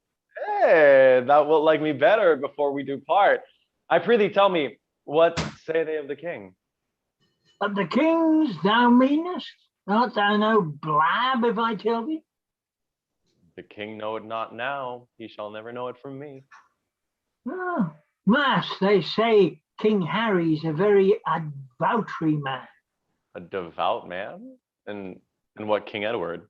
Oh, he's a frank Franion, a merry companion, and loves a wench well. They say he has married a poor widow because she's fair. Dost thou like him the worse for that? By my feckins, but the better, for though I be a plain tanner, I love a fair lass myself. Prithee tell me, how love they King Edward? Ooh, faith, as poor folk love holidays. Glad to have them now and then, but to have them come too often will undo them. But to see the king now and then is comfort, but every day would beggar us. And I may say to thee, we fear as we shall be troubled to lend him money, for we doubt he's but needy. Wouldst thou lend him no money if he should need? Oh, by my halidome, yes. He shall have half my store, and I'll sell sole leather to help him more. Faith, whether thou lovest better Harry or Edward? Oh, nay, that's counsel, and two may keep it if one be away. Shall I say my conscience? I think Harry is the true king. Art advised of that? Harry's of the old house of Lancaster, and that progeny do I love. And thou dost not hate the house of York? Why, no, for I am just akin to Sutton Windmill. I can ground which way soe'er the wind blow. If it be Harry, I can say, well, fair Lancaster. If it be Edward, I can say, York, York, for my money. Out of my mind. But I say Harry is the lawful king. Edward is but a usurper and a fool and a coward. Nay, there thou liest. He has wit enough and courage enough. But dost thou not speak treason? Aye, but I know to whom I speak it. Dost thou? Well, if I were constable, I should be forsworn if I set thee not in the stocks for it. Well, let it go no further. For I did serve King Henry, and I love him best, though now I serve King Edward. Thou art the arrant knave to speak ill of thy master. Yeah, but sirrah, what's thy name? What office hast thou, and what will the king do for thee? My name is Ned. I am the king's butler, and he will do more for me than for any nobleman in the court. Oh, the devil will he. Ah, he's the more fool. And so I'll tell him if ever I see him, and I would I might see him in my poor house at Tamworth. Go with me to the court, and I'll bring thee to the king. What suit soe'er thou have to him, I'll warrant thee to speed. Ah, do nothing to do at the court. I'll home with my cowhides, and if the king will come to me, he shall be welcome. Hast thou no suit touching thy trade to transport hides, or sell leather only in a certain circuit, or about bark, or such like to have letters patent? By the mass and the matins, I like not those patents. Sirrah, that they have them do as the priests did in old time, buy and sell the sins of people. So they make the king believe they mend what's amiss, and for money they make the thing worse than it is. There's another thing in too, the more's the pity. What pity, John Hobbs? I prithee say all. Faith, 'tis pity that one subject should have in his hand, that might do good to many through the land. Sayest thou me so, Tanner? Well, let's cast lots whether thou shalt go with me to Drayton, and I go home with thee, or I go home with thee to Tamworth. Ah, let me know, Lotting. I'll not go with thee. If thou wilt go with me, because thou art my liege's man, and yet I think he is many an honester, thou shalt be welcome to John Hobbs. Thou shalt be welcome to beef and bacon, and perhaps a bag pudding, and my daughter. Nell shall pop a posset on thee when thou goes to bed. Here's my hand. I'll but go and see the king served, and I'll be at home as soon as thyself. Well, dost thou hear me, Ned? If I shall be thy host, make haste thou art best. I fear thou kiss the post. Farewell, John Hobbs, the honest, true Tanner. I see plain men by observation of things that alter in the change of times do gather knowledge, and the meanest life proportioned with content sufficiency is merrier than the mighty state of kings. How now? What news, ye sirs? Where's the queen? Her Highness and your mother, my dread lord, are both invited by Sir Humphrey Bowes, where they intend to feast and lodge this night, and do expect your grace's presence there. Tom Sellinger and I have other business to stray from you and all my other train. I met a Tanner, such a merry maid, so frolic and so good of conceit, that I have given my word to be his guest, because he knows me not to be the king. Good cousin Howard, grudge not at the jest, bid them be merry. I must have my humor. Let them both sup and sleep when they see time. Commend me kindly to Sir Humphrey Bowes. Tell him at breakfast I will visit him. This night, Tom Sellinger, I must feast with Hobbs the Tanner. There pain Ned and Tom, nor no king nor Sellinger for £1,000.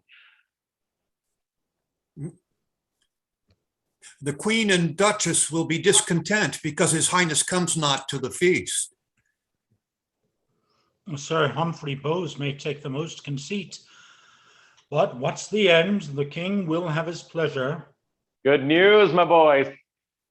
Harry VI is dead. Peruse that letter. Sirrah, drink you that. And stay not, but post back again for life, and thank my brother Gloucester for this news. Commend me to him. I'll see him tomorrow night. How like ye it, sirs? Oh, passing well, my liege. You may be merry for these news. The merrier with our host, the Tanner Tom. My lord, take you that letter to the ladies and bid them be merry with that second course. And if we see them not before we go, pray them to journey easily after us. We'll post to London, so good night, my lord. All right, let's have an interval or an intermission or a break here. Let's see, what time is it? It is 2:30. Let's say 2:38. Is that right? Because I'm West Coast time here. So say 2:48. I'm sorry. What time did you say? Yeah, you were right. For East Coast, it's 2:38. Or it's All right, so say 38 minutes after 48. So around 2:48, we come back. That sound good? By the way, thank you, Virginia and Clinton and people who jumped in for people who didn't show up. I was, busily trying to see who was up, and I'm always about to speak and start the next lines, and then somebody does it for me. So I just appreciate it. I really, really apologize. I messed up that one bit. Rachel, I really apologize. I apologize to everybody. Oh, okay. I got Well, confused. Yeah, well, that's what happens. These are instant readings, so it's like we take it in the moment and see where it goes. So and this is fun. It's interesting. I'm not familiar. I don't even know that I've even ever read any other Thomas Heywood before, but it is. I mean, I do like all of this sort of. You've got the serious stuff, and then also the different classes and the comic stuff, and a lot of things that. For me, I mean, there's a lot of that feels like the Henry VI plays, like with with Cage Rebellion and all of the what it's like to have people on the streets trying to. Well, I can see the point that somebody made that reading from Wikipedia that Shakespeare looked at them and said, well, he couldn't do much better, so just let them sit. I'm not going to tamper with them. And you can see the point, that they're good enough that to work them when he's trying to churn out a play a week or every 2 weeks for the Globe. Why waste your time with these? These were fine. I didn't do any research. Does anyone know about what year this play was reckoned to have been written in? Presented? Oh, that's a good question. I don't know. We could probably. I'm not sure. I think it was published in 1600. Oh, okay. So it is after the Henry VI plays, so in a lot of ways, I mean, he maybe kind of learned from, because there are some things that do sort of sound similar to what we've heard in Henry VI Part 2. And so he's sort of like, hey, Shakespeare's like, yeah, he stole some of my stuff and did a pretty good job of it. So flattery. Just recently, imitation is the best form of flattery. So it was right around when Elizabeth passed away and it became James the First. What were you saying, Ken? I missed it. John Hop, you said the line "thought is free," which is from The Tempest. Yes, but The Tempest is after this. So right. Yeah. I mean, and I The Tempest don't know wasn't where. written for the Globe. The Tempest was written for the indoor theatre of the Blackfriars. And one of the things that have come out with a number of workshops I've done is that Shakespeare, as well as being a playwright and an actor, was a technician. And he knew the venues that he wrote for. And people who say, well, The Tempest wasn't done very often in Shakespeare's lifetime, and it wasn't very popular, is rubbish, because it was done as often as it could be done for the Blackfriars. It was not written to be staged at the Globe. He wrote Cymbeline to be staged at the Globe, where he had everything bar the kitchen sink. And I think there are moments when the kitchen sink even appears in Cymbeline. It's got everything in it to please the masses, but the Tempest was written so that he could make use of indoor theatre, artificial lighting, and special effects. And it's also the idea that the ending of Othello originated because he understood indoor theatres, you could do things you couldn't do with an outdoor theatre. It is really interesting. And it's also, I think it's interesting that if you look from like his early plays, like these histories, to The Tempest, that we sort of go from the concept of going to hear a play to going to see a play. Because under James, I mean, the masks became much more popular, and you had Inigo Jones and all of this very beginning of fancy stage machinery and things like that, so that like in Cymbeline you can have Jupiter and fun effects like that that were visual. I also tend to feel that I doubt by this time Shakespeare's connections, he would have known what Lope de Vega was doing in Spain, because Lope de Vega at the same time was writing something like 600 plays. He knew what Molière was beginning to do in France, where they were using a lot more stage practice stuff and bits and pieces of furniture. And he certainly had the classical background to know what the Greeks had done with machines. Right, and Beaumont and Fletcher were writing, just starting to get their start, and it was very ornate and flowery. I mean, remember, he didn't get much money except for a share of the box office. So writing a play meant nothing. Right. It didn't give you anything. You got money from the people, the butts who came in the door and put their penny in the porcelain pot that was out the front, which was then taken back to the box office, smashed open, and then the money was shared. Yeah. And I mean, and that it was so great that Shakespeare was in this kind of unique position of being a sharer in a company, so that he really had a home, which really, I can't think of any other writers of that period who had that sort of a home base in that situation. I mean, we know like lots of people would do things for have to get paid. And I mean, that's what we know so much just from Henslow's diary of payments to writers for like doing various bits of it, but they wouldn't, they wouldn't like share in it the way Shakespeare was able to because he was a sharer. And also, I always, it was weird the way it was sort of taught to me was that it's like, oh, and that's the way Shakespeare companies were, that you had a bunch of sharers and all of this.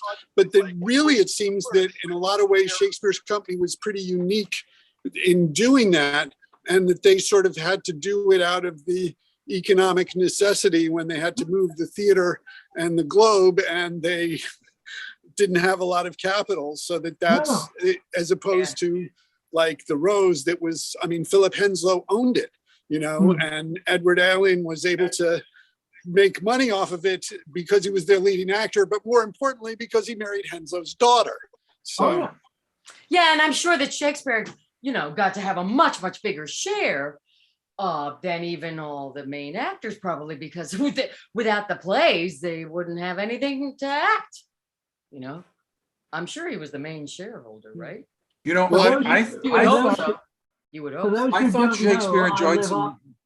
For those who don't know, I live up the road from Dulwich College, which was founded by Edward Allen, and we went to see in their little local theatre a god-awful Amdram production the other week. But you know, but so I live up the road from them, so I sit in the middle of all that history. That is so cool. Oh yeah, love it. It is, however, in true British tradition, a pretentious boys' school. So I'm sorry, Mark, what were you trying to say? I was just going to say that I was always under the impression that after a certain point, Shakespeare enjoyed some royal patronage. Oh yes, yeah, right. No, not true. Oh, you know, he did. Favor? He did, but he was also very, very careful. If you look at when the transition came between Elizabeth and James, he was very careful about how he portrayed witchcraft, how he portrayed the Scots, and those plays didn't end up in the first folio, some of the witchcraft ones, because it would offend James, who was totally committed to dealing with witchcraft. He believed that witches in North Fight and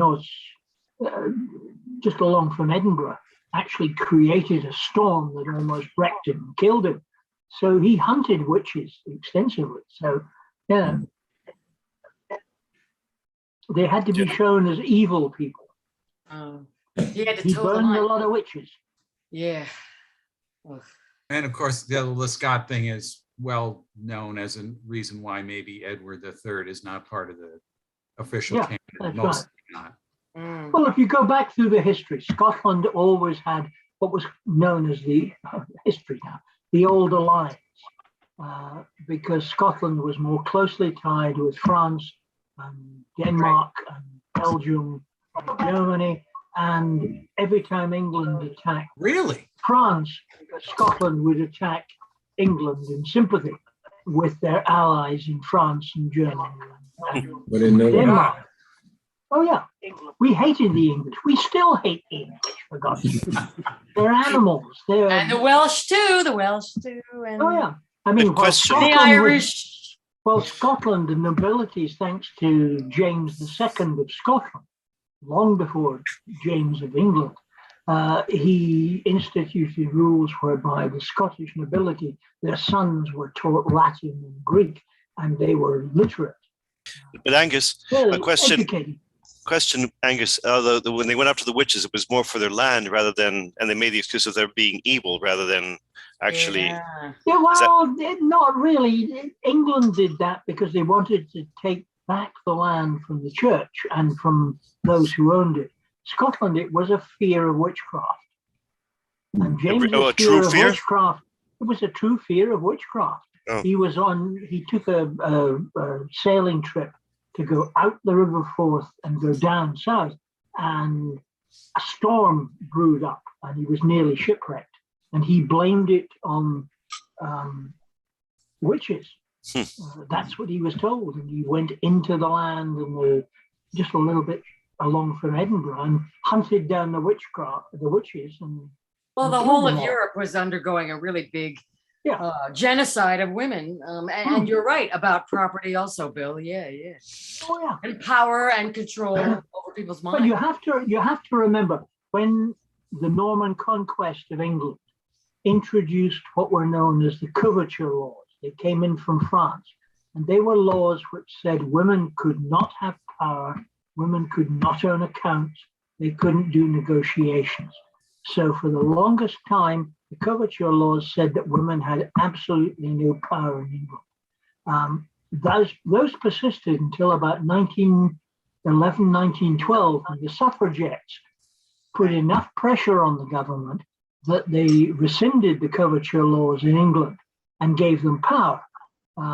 Legally, it didn't happen practically for another 70 or 80 years, because what they didn't do was they didn't change who was in charge of the financial organizations. So even as late in 80 in England, you could still find that if a woman wanted to take a mortgage or sign a financial agreement, she had to get a man to co-sign it.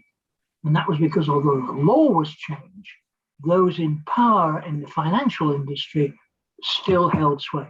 Sorry. It's time for us to start the second half. Sorry. But I also want to say that isn't it true that until like 1970, 71, women couldn't have credit cards in the United States? I mean, it's insane to think that recently. 1971. Yeah. It depended on where you were. Because American legal system was based on English common law, the coverture laws got transferred to the United States. And because of the structure of the United States, the coverture laws had to be repealed state by state. And I think the last state, and I don't know which one it was, that finally repealed the coverture laws, it didn't happen till 72 or 73, something like that. So you're right. But that changing the law, it became clear that changing the law did not change society, because the misogynistic males in charge of financial groups still insisted on their same constraints. It drives me crazy. If you look back at the 1600s, there are cases with the fishing industry, particularly up the East Coast, that in Scotland, the fishing industry was run that the men controlled the ships and controlled the catching the fish, but it was the women who did the bank accounts. It was the women who did the negotiation for contracts. That didn't happen in England because they had no power to do that. But in Scotland, they could, because the coverture laws didn't exist. Sorry, I get cross about this. I'm sorry. All right. So let's begin. This is now we're in Act 3, Scene 2, the Tanner's house, and we start with Hobbs and Nell. Let me find it first. Oh yes, right. It's on script page 49, PDF page 67. Gotcha. Right. Everybody set? Come now, our daughter, is your hands and face washed? Aye, forsooth, father. Yes, you must be cleanly, I tell you. For there comes a control hither tonight, the king's mastership, butler Ned, a spruce youth. But beware you be not in love, nor overtaken by him. The courtiers are slippery lads. No, forsooth, father. Oh, God's blessing on me. That half year's schooling at Lichfield was better to thee than house and land. It has put such manners into thee. Oh, forsooth, and no forsooth at every word. You have a clean smock on. I love your apparel well. Your supper ready. Aye, forsooth, father. Have we a... Hang on. Ah, shit. Aye, forsooth, and no, God's blessing on thee. That half, no. Have we a good barley bag pudding, a piece of fat bacon, a good cow heel, a hard cheese, and a brown loaf? All this, forsooth, and more. You shall have a posset, but indeed the rats have spoiled your hard cheese. Now the devil choke 'em. So they have eaten me a farthing candle the other night. What, master? Master! Oh, how now, knave, what say'st thou, dudgeon? Here's guests come. Where's Ellen? What guests be they? A courtnal, one Ned the king's butcher, he says, and his friend too. Ned the king's butcher? The king's butler? Take the horses and walk 'em and bid them come near house. Now, lay the cloth and clap supper of the board. Mass, here's Ned indeed, and other misproud ruffian. Welcome, Ned. I like thy honesty, thou keep'st promise. With faith, honest Tanner, I'll ever keep promise with thee. Prithee, bid my friend welcome. By my troth, you're both welcome to Tamworth. Friend, I know not your name. My name is Tom Twist. Well, believe ye that list, but you're welcome both, and I like you both well, but for one thing. What's that? Nay, that I keep to myself, for I sigh to see and think that pride brings many one to extraction. Prithee, tell us thy meaning. Troth, I doubt you'll ne'er come truly by all these gay rags. 'Tis not your bare wages and thin fees ye have of the calling can keep ye thus fine. But either ye must rob the king privily or his subjects openly to maintain your probicility. Thinkst thou so, Tanner? But 'tis no matter what I think. Come, let's go to supper. What, Nell? What, Dudgeon? Where be these folks? Daughter, bid my friends welcome. You're all welcome, gentlemen, as I may say. I thank thee, fair maid. A pretty wench by my fay. How likest her, Ned? I like her so well, you would make me your son-in-law. Oh, and I like thee so well now thou hadst an occupation, for serving is no heritage, a young courtier, an old beggar. I could find in my heart to cast her away upon me, and if thou wilt forsake the court and turn tanner, or bind thyself to a shoemaker in Lichfield, I'll give thee 20 nobles ready money with my Nell, and trust thee with a dicker of leather to set up thy trade. Ned, he offers ye fair if you have the grace to take it. He does indeed, Tom. And hereafter I'll tell him more. Come, sit down to supper. Go to, Nell, no more sheep's eyes. You may be caught, I tell you. These be liquorish lads. I warned you, father. Yet in truth, Ned is a very proper man, and other may serve, but Ned's a pearl in my eyes. Daughter, call Dudgeon and these fellows. We'll have a three-man song, and to make our guests merry. Nels, what court Nels are you? You'll either talk nor eat. What news at the court? Do somewhat for thy meat. Oh, heavy news there. King Henry is dead. Oh, that's light news, and merry for your master, King Edward. But how will the commons take it? Well, God be with good King Henry. Faith, the commons will take it as a common thing. Death's an honest man, for he spares not the king. For as one comes, another's ta'en away, and seldom comes the better, that's all we say. Shrewdly spoken, Tanner, by my fay. Come, fill me a cup of Mother Whetstone's ale. I may drink to my friends and drive down my tale. Here, Ned and Tom, I drink to thee, and yet, if I come to the court, I doubt you'll not know me. Yes, Tom shall be my surety, Tanner. I will know thee. If thou dost not, Ned, by my troth I beshrew thee. I drink to my wife that may be. Faith, Ned, thou mayst live to make her a lady. Tush, her father offers nothing, having no more children but her. Well, I would I had not, condition she had all. But I have a knave to my son, I remember him by you, even such an unthrift as one of you two, that spends all on gay clothes and new fashions, and no work will down with him, that I fear he'll be hanged. God bless you for a better fortune. Oh, yet you wear such filthy breeks. Lord, were not this a good fashion? Yes, and would save many a fair penny. Let that pass and let us hear your song. Oh, agreed. Come, so, fa. Say, Dudgeon. Agincourt, know ye not? Agincourt, when the English and hurt all the French foemen, with our guns and bills and brown, all the French were beat down, Morris Pike and Bowman. Well, some good fellows, I would declare to you. So should I, Faith. I would strain a note for him. Come, take away and let's to bed.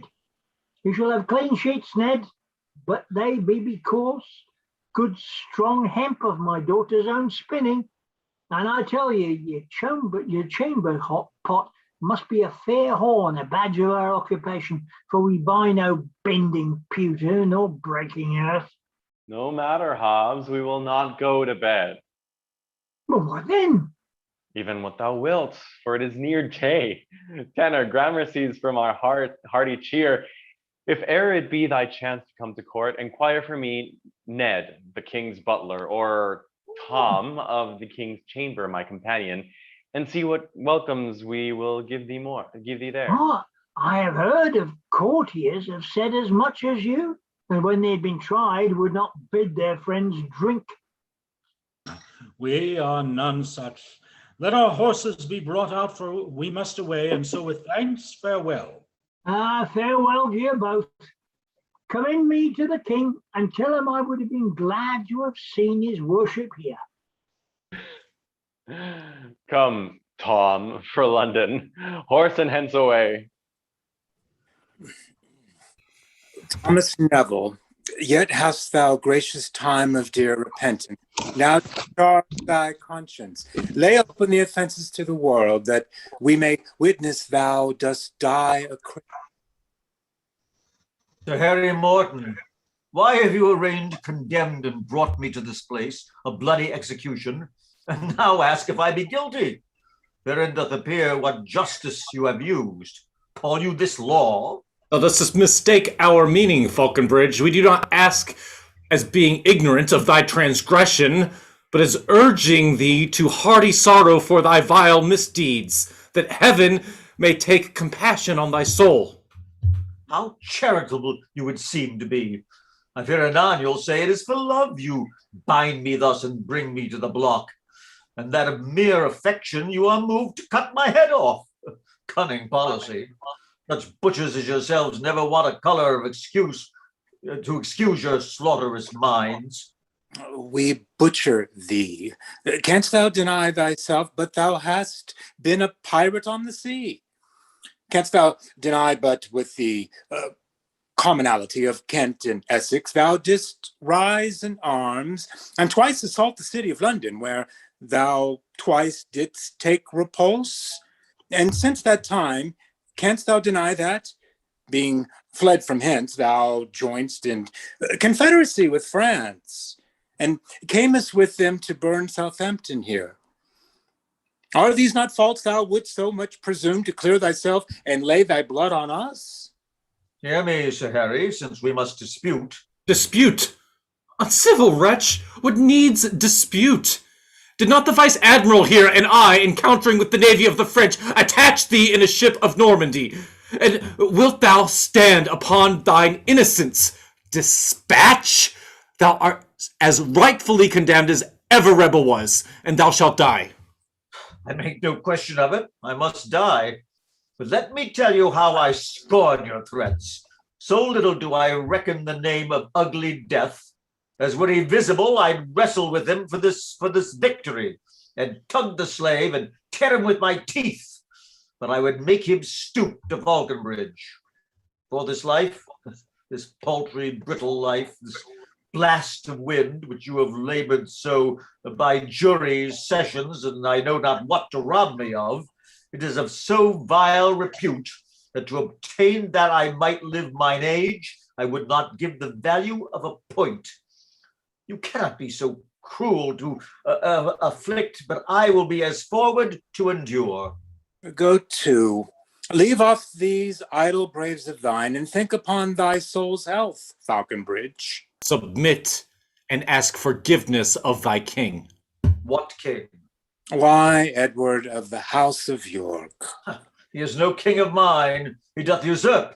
And if the destinies had given me leave, I would have told him so before this time, and pulled the diadem from off his head. Thou art a traitor.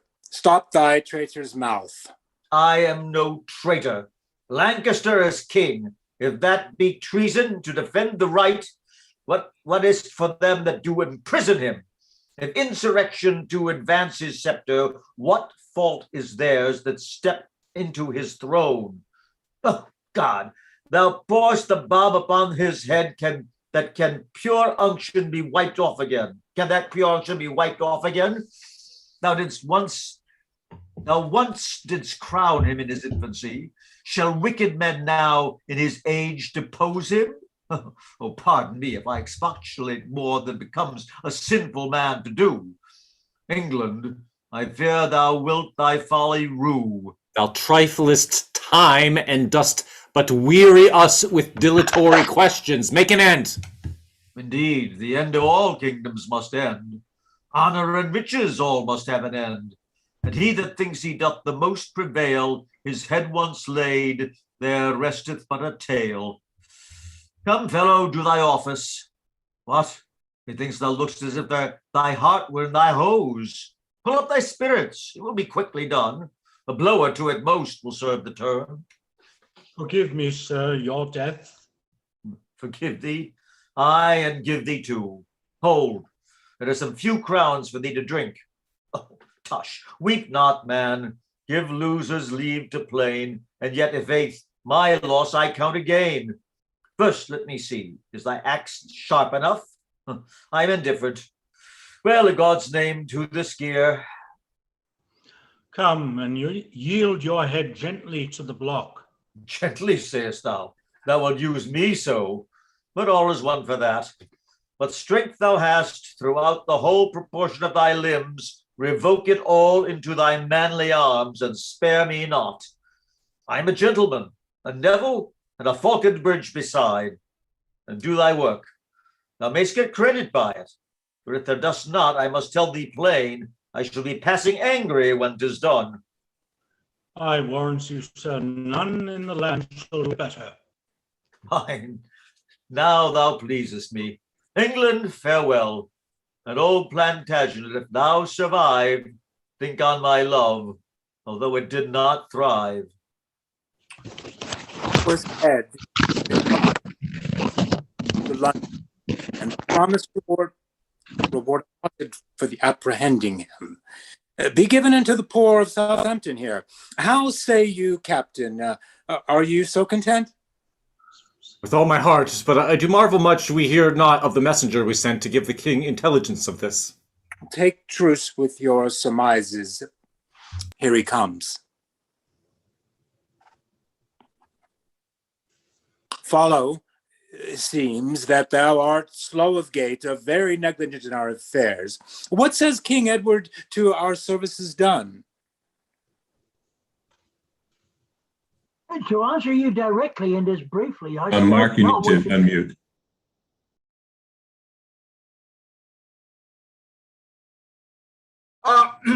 To answer you directly and as briefly, I spoke not with him. For when I was come to Drayton Basset, where they said he was, 'twas told me there that even the night before, his highness in all haste was rid to London. The occasion, Henry's death within the Tower, of which the peoples are in sundry tales, some thinking he was murdered, some again supposing that he died a natural death. Well, howsoever, that concerns not us. We have to do with no man's death but his, that for high treason here hath lost his head. Come, let us give direction as before, and afterward make back unto the shore. Ay, Mary Crosby, this befits thee well. But some will marvel that, with scarlet gown, I wear a gilded rapier by my side. Why then let them know I was knighted in the field for my good service to my lord the king. And therefore I may wear it lawfully, in court, in city, or at any royal banquet. But soft, John Crosby, thou forgetst thyself, and dost not mind thy birth and parentage, where thou wast born and whence thou art derived. I do not shame to say the Hospital of London was my chiefest fostering place. There did I learn that near unto a cross, commonly called Cow Cross, near Islington, an honest citizen did chance to find me. A poor shoemaker by his trade he was, and doubting of my Christendom or no, called me according to the place he found me, John Crosby, finding me so by a cross. The masters of the hospital at further years bound me apprentice to the grocer's trade, wherein God pleased to bless my poor endeavors, that by his blessing I am come to this. The man that found me I have well requited, and to the hospital, my fostering place, £100 a year I give forever. Likewise, in memory of me, John Crosby, in Bishopsgate Street, a poor house have I built, and as my name have called it, Crosby House. And when as God shall take me from this life in Little St. Helens, I will be buried. All this declares I boast not of my birth, and found on earth I must return to earth. But for God, for his pity, I forget myself. The King, my sovereign Lord, will come anon, and nothing is as yet in readiness. Where are ye, cousin Shore? Nay, where is Mistress Shore? Oh, I am sorry that she stays so long. See what it is to be a widower, and lack a lady mayoress in such need. Oh, are you come? Welcome, good cousin Shore. But you indeed are welcome, gentle niece. Needs must be our lady mayoress now, and help us, or else we are shamed forever. Good cousin, still thus am I bold with you. So my heart, my lord, and thank ye too that ye do please to use our homely help. Oh, why, see how neatly she bestirs herself, and in good sooth makes huswifery to shine. Ah, had my lady mayoress lived to see me, fair Mistress Shore, thus beautify her house, she would have been not little proud thereof. Well, my Lord Mayor, I thank you for that flout. But let his highness now come when he please. All things are in perfect readiness. The more am I beholding, niece, to you that take such pains to save our credit now. My servants are so slack his majesty might have been here before we were prepared. But peace, here comes his highness. Now, my Lord Mayor, have we not kept our word? Because we could not stay to dine with you at our departure, hence we promised. First food we tasted at our back return should be with you. Still yielding hearty thanks to you and all your London citizens for their great service, which you did perform against that bold-faced rebel at Falconbridge. My gracious lord, what then we did account no more than was our duty, thereto obliged by true subject zeal, and may he never live that not defends the honor of his king and country. Next thank I God, it likes your majesty to bless my poor roof with your royal presence. To me could come no greater happiness. Thanks, good Lord Mayor. But where's my lady mayoress? I hope she will bid us welcome too. She would, my liege, and with no little joy had she but lived to see this blessed day. But in her stead, this gentlewoman here, my cousin's wife, that office will supply. How say you, Mistress Shore? How? Mistress Shore? What, not his wife that did refuse his knighthood at our hand? The very same, my lord, and here he is. What? Master Shore, we are still your debtor, and by God's grace intend not so to die. And gentlewoman, now before your face, I must condemn him of discourtesy. Yea, and of great wrong he hath offered you, for you had been a lady, but for him, he was in fault. Trust me, he was to blame, to hinder virtue of her due by right. My gracious lord, my poor and humble thoughts ne'er had an eye to such unworthiness. And though some hold it as a maxim that women's minds by nature do aspire, yet how, by Both God and Master Shore, I thank for my continuance in this humble state, and likewise how I love your majesty for gracious sufferance, that it may be so. Heaven bear true record of my inmost soul. Now it remains, on my Lord Mayor's behalf, I do such duty as becometh me, to bid your highness welcome to his house, where welcome's virtue powerful in my word, the King of England should not doubt thereof. Or do I, Mistress Shore? No, my Lord Mayor, Edward dare say boldly that he is welcome. You spake the word well, very well, faith, but Mistress Shore, her tongue hath gilded it. Tell me, cousin Howard and Tom Sellinger, had ever citizen so fair a wife? Of flesh and blood, I never did behold a woman every way so absolute. Nor I, my liege. Were Sellinger a king, he could afford Shore's wife to be a queen. Why, how now, Tom? Nay, rather, how now, Ned? What changes this proud, saucy, roving eye? What whispered in my brain that she is fair? I know it, I see it. Fairer than my queen. Wilt thou maintain it? What, thou traitor heart, wouldst thou shake hands with in this conspiracy? Down, rebel, back, base, treacherous conceit. I will not credit thee. My best is fair, and Shore's wife, but a blouse compared to her.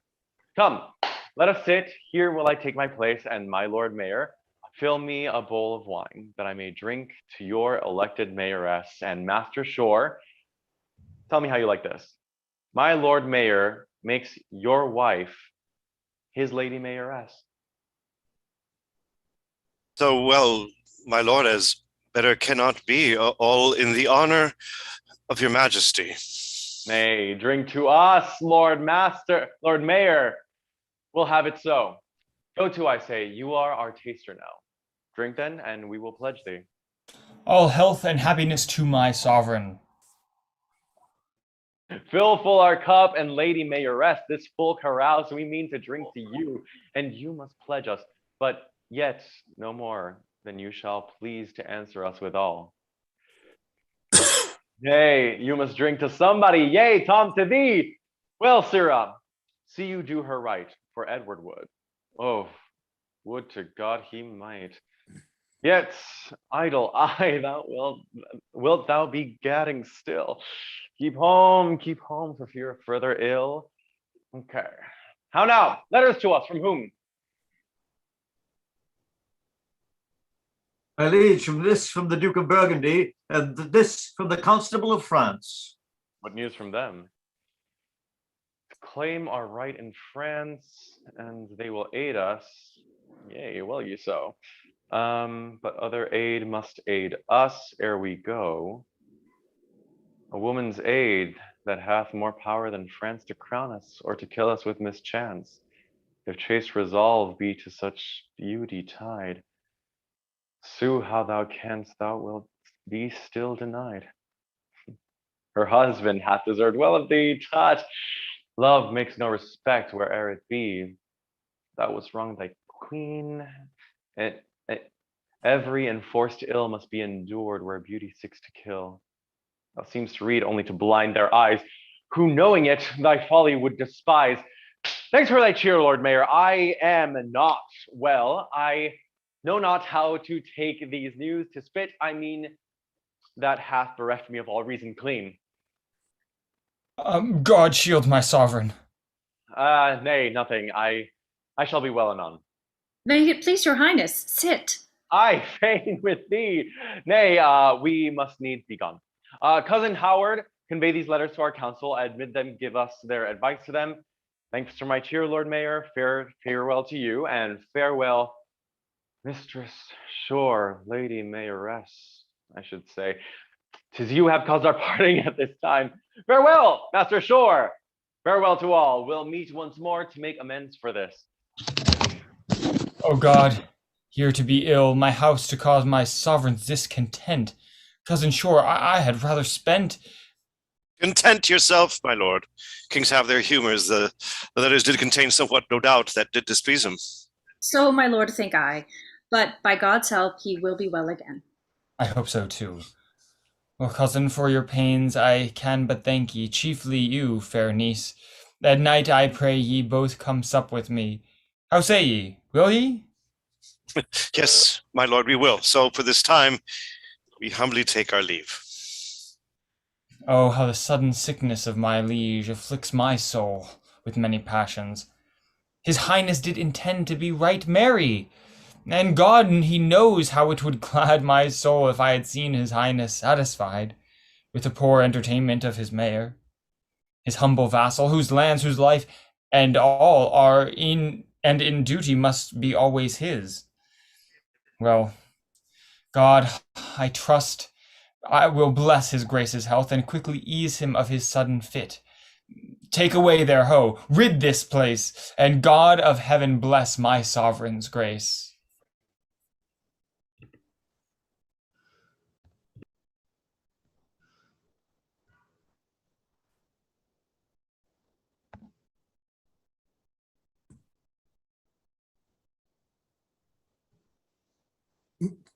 This is David Palmer Brown and Daniel Gans. Sir Jack, come sit out. You are the elder apprentice. I pray you do it, lest my mistress talk with you when she comes down. What is it o'clock? 6 by all hallows. Lying and stealing will bring ye to the gallows. What, is here all the plate? I that must serve today. Where's the weights and balance? All ready. Hark, my mistress comes. Sir Boy, while I attend the shop myself, see if the workmen have dispatched the cup. How many ounces weighs it? 20 forsooth. What said the gentleman to the fashion? He told my master I was not within. Go, sir, make haste. Your master's in Cheapside. Take heed, you were best, your loitering be not spied.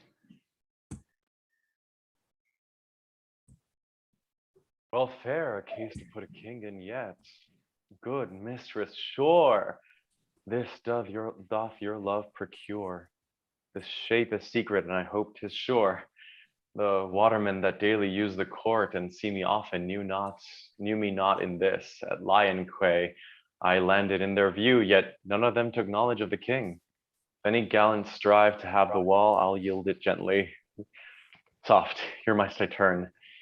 There's Lombard Street, and here's Pelican, and there's the phoenix of the pelican's nest, a rare perfection of rich nature's work. Bright, twinkling spark of precious diamond of greater value than all India. Where there no sun, by whose kind lovely heat the earth brings forth these stones in hold of price. Her radiant eyes, dejected to the ground, would turn each pebble to a diamond. Gaze, greedy eyes, and be not satisfied till you find rest where heart's desire doth bide. What would you buy, sir, that you look on here? Your fairest jewel, be it not too dear. First, how this sapphire mistress that you wear? Sir, it is right that, will I warrant ye, no jeweler in London shows a better. No, nor the like. You praise it passing well. Do I? No, if some lapidary had the stone, more would not buy it than I can demand. 'Tis as well set, I think, as e'er ye saw. 'Tis said indeed upon the fairest hand that e'er I saw. You are disposed to jest, but for value, his majesty might wear it. Might he, if a... Sir, 'tis the ring, I mean. I meant the hand. You are a merry man. I see you come to cheap and not to buy. Yet he that offers fairer than I'll do shall hardly find a partner in his bargain. Perhaps, in buying things of so small value. Rather, because no wealth can purchase it. He were too fond that would so highly prize the thing which once was given away for love. His hap was good that came so easily by it. The gift so small that asked who could deny it. Oh, she gave more, that such a gift then gave than earth e'er had or world shall ever have. His hap is ill, should it be as you say. that having given him what you rate so high, and yet is still the poorer by the match. That easily proves he doth not know the worth. Yet having had the use of it for so long, it rather proves you overrate the thing, he being a chapman, as it seems you are. Indeed, none should adventure on the thing that's to be purchased only by the king. If kings love that which no one else respects, it may be so. Else do I see small reason a king should take delight in such coarse stuff. Lives there a king that would not give his crown to purchase such a kingdom of content? In my conceit, right well you ask that question. The world, I think, contains not such fond king. Why, mistress, sure, I am the man will do it. 'Tis broadly spoke, although I not believe it, were he King Edward that should offer it. But shall I have it? Upon what acquaintance? Why, since I saw you last. Where was that? At the mayor's, in the presence of the king. I have forgotten that I saw you there, for there were many that I took small note of. Of me you did, and we had some discourse. You are deceived, sir. I had then no time for my attendance on his majesty. I'll gauge my hand onto your hand of that. Well, look upon me.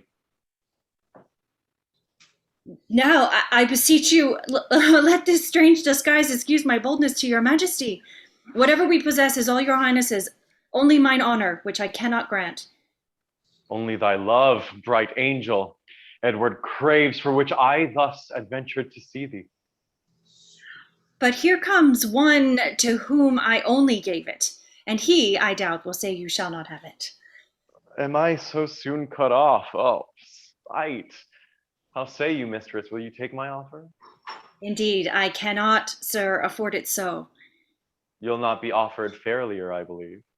Indeed, you offer like a gentleman, but yet the jewel will not be so left. Sir, if you bid not too much underfoot, I'll drive the bargain twixt you and my wife. Alas, good shore, myself dare answer no. Nothing can make thee such a jewel forego. She's safe, you shall be too much loser by it. See in the road then, if you can speed better. See many worlds a row affords not like. Why look'st thou, Matt? Know'st thou the gentleman? Alas, what ails thee that thou look'st so pale? What cheer, sweetheart? Alas, where hast thou been? Nay, nothing, Jane. Know you the gentleman? Not I, sweetheart. Alas, why do you ask? Is he thine enemy? I cannot tell. What came he here to cheapen at our shop? This jewel, my love. Well, I pray God he came for nothing else. Why? Who is it? I do suspect him, sure, that you demand this doubtfully of me. Jane, it is a king! The king? What then is it for that thou sighest? Were he 1,000 kings, thou hast no cause to fear his presence or suspect my love. I know I have not. See, he comes again. Still is my hindred there. Be patient, heart. Some fitter season must assuage thy smart. What, will ye take that, mistress, which I offered ye? I come again, sir, as one willing to buy. Indeed, I cannot, sir. I pray ye deal with my husband. Hear what he will say. I'll sell it worth your money if you please. I pray you, come near, sir. I am too near already. Thou so near, nay, she knows what I did offer her, and in good sadness I can give no more. So, fare you well, sir.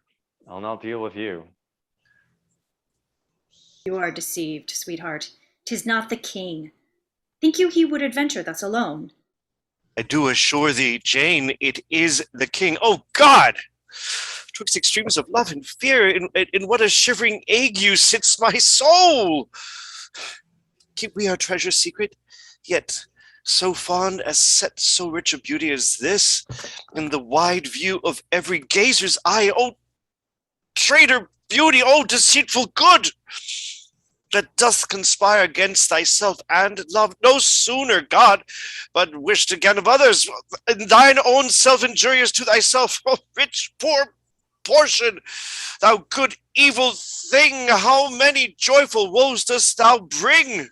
I prithee, come, sweet love, and sit by me. No king that's under heaven I love like thee.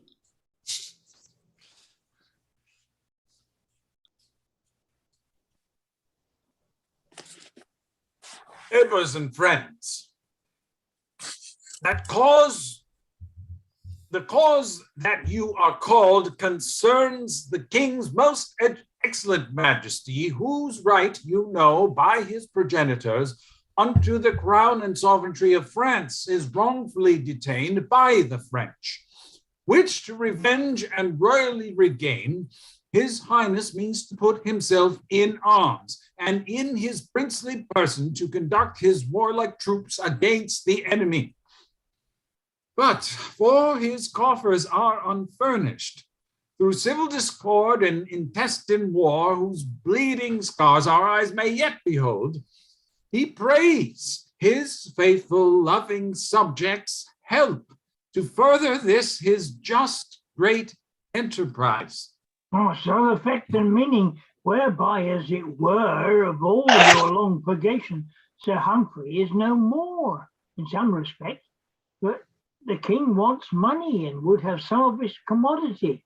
Cannot you rightly understand the matter? Note this withal. Where his dread majesty, our lawful sovereign and most royal king, might have exacted or imposed a tax, or borrowed greater sums than we can spare, for all we have is at his dread commands, he doth not so. But mildly doth entreat our kind benevolence what we will give with willing minds towards this mighty charge, which to receive his noble counselor and kinsman, the Lord Howard, here is come.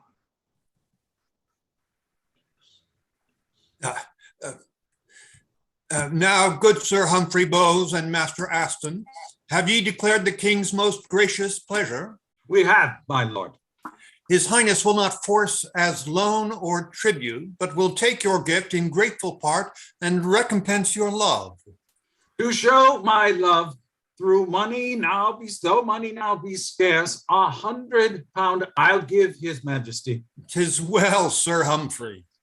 Aye, 100 marks. Thanks, Master Aston. You both show your love. Now ask your neighbors what they will bestow. Come, Master Handland, your benevolence. Oh, good Sir Humphrey, do not rack my purse. You know my state, I lately sold my land. Then you have money. Let the king have part. I do, Master Hadland, do. They say you sold a foul deal of dirty land for fair gold and silver. Let the king have some now while you have it. For if he be forborne a while, all will be spent. For he that cannot keep land that lies fast will have much ado to hold money. 'Tis slippery ware, 'tis melting ware, 'tis melting ware. Gramercy, Tanner. Say, what shall we have? My 40 shillings. My 40 shillings. Robert Goodfellow, I know you will be liberal to the king. Take it and blot it. Take it. Do it. That's Dan Burkhardt. Robert Goodfellow, I know you will be liberal to the king. Never mind. I thought I said. Master Aston, be content, I pray ye. You know my charge, my household very great, and my housekeeping holds me very bare. 80 uprising and downlying, sir spends no small store of victuals in a year, 2 brace of greyhounds, 20 couple of hounds, And then my jades devour a deal of corn, my Christmas cost, and then my friends that come amounts to charge. I am Robin Goodfellow, that welcomes all and keeps a frolic house. I have no money. Pray ye, pardon me. But here's a plain tanner can teach you how to thrive. Keep fewer dogs, and then ye may feed men. Yet feed no idle men, 'tis needless charge. You that on hounds and hunting mates will spend, no doubt but something to your king you'll lend. My brace of angels by my troth, that's all.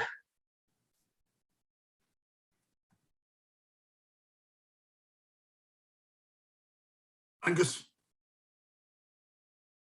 Mass! And 'tis well the curs have left so much. I thought they would have eaten up their house and land ere this. Now, Harry Gruden. What would you have of me? Money I have none, and I'll sell no stock. Here's old polling subsidy, 15 soldiers and to the poor. And you may have your will, you soon shut me out a door. Here, ye worships, will ye let me answer my neighbour Gudgeon? By my halidome, Harry Gudgeon, thou'rt a grumbling, grudging churl. Thou hast 2 ploughs going and ne'er a candle rocking. That's a speck of money go to. Turn thee loose. Thou wilt go to law with the vicar of thy tithe goose, and will not spare the king 4 or 5 pound. Yeah, Goodman Tanner, are you so round? Your prolicatness has brought your son to the gallows almost. You can be frank of another man's cost. That no honest man. To wit me with thy son. He may outlive thee yet for aught that he has done.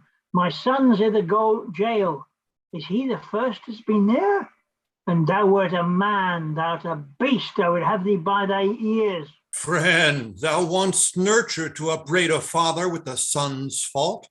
We sit not here for this. What's thy benevolence towards his majesty? His benevolence? Hang him. He'll not give a penny willingly. I care not much to cast away 40 pence. Out, grudging peasant, base ill-nurtured groom, is this the love thou bearest unto the king? Gentlemen, take notice of the slave, and if he fault, let him be soundly plagued. Now, frolic, Tanner, what wilt thou afford?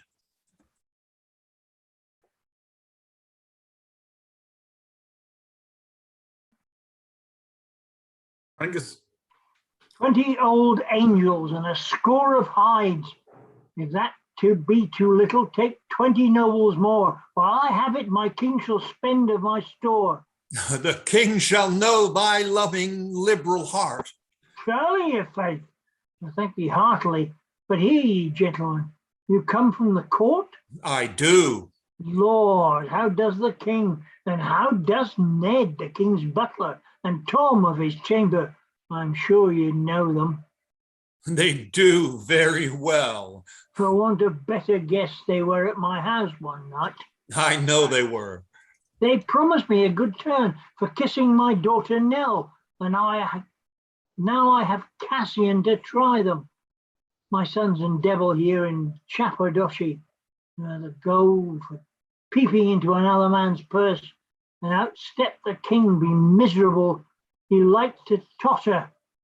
Can that same Ned, the butler, do anything with a king? Oh, well, more than myself or any other lord.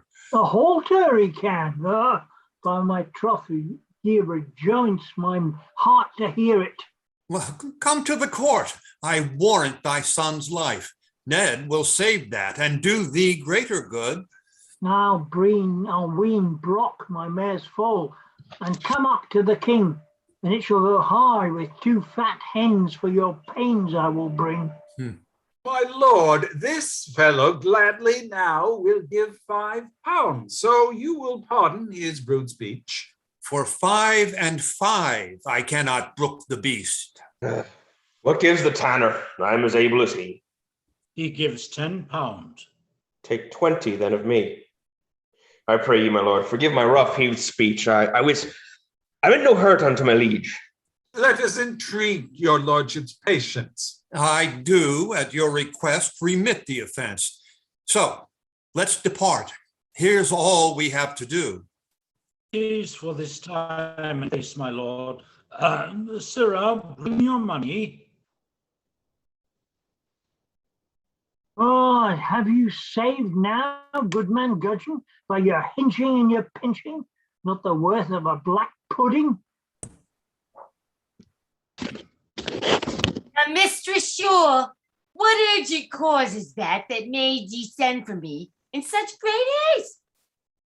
I promise ye, it made me half afraid ye were not well. Trust me, nor sick nor well, but troubled still with the disease I told ye. Here is another letter from the king. Was never poor soul so importunate?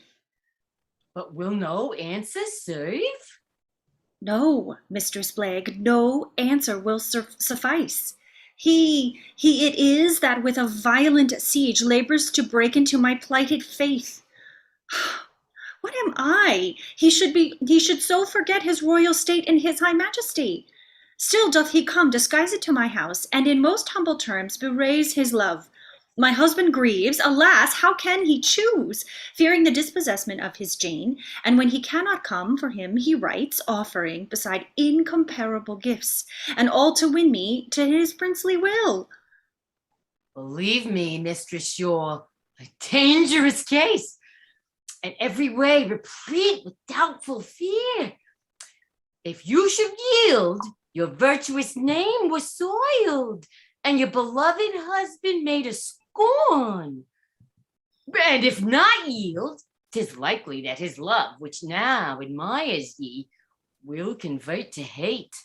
And who knows not, a prince's hate is death. Yet I will not be she shall counsel ye. Good Mistress Shore, do what ye will for me. Then counsel me what I were best to do. Well, you know, his greatness can dispense with ill, making the sin seem lesser by his worth. And you yourself, your children, and your friends be all advanced to worldly dignity.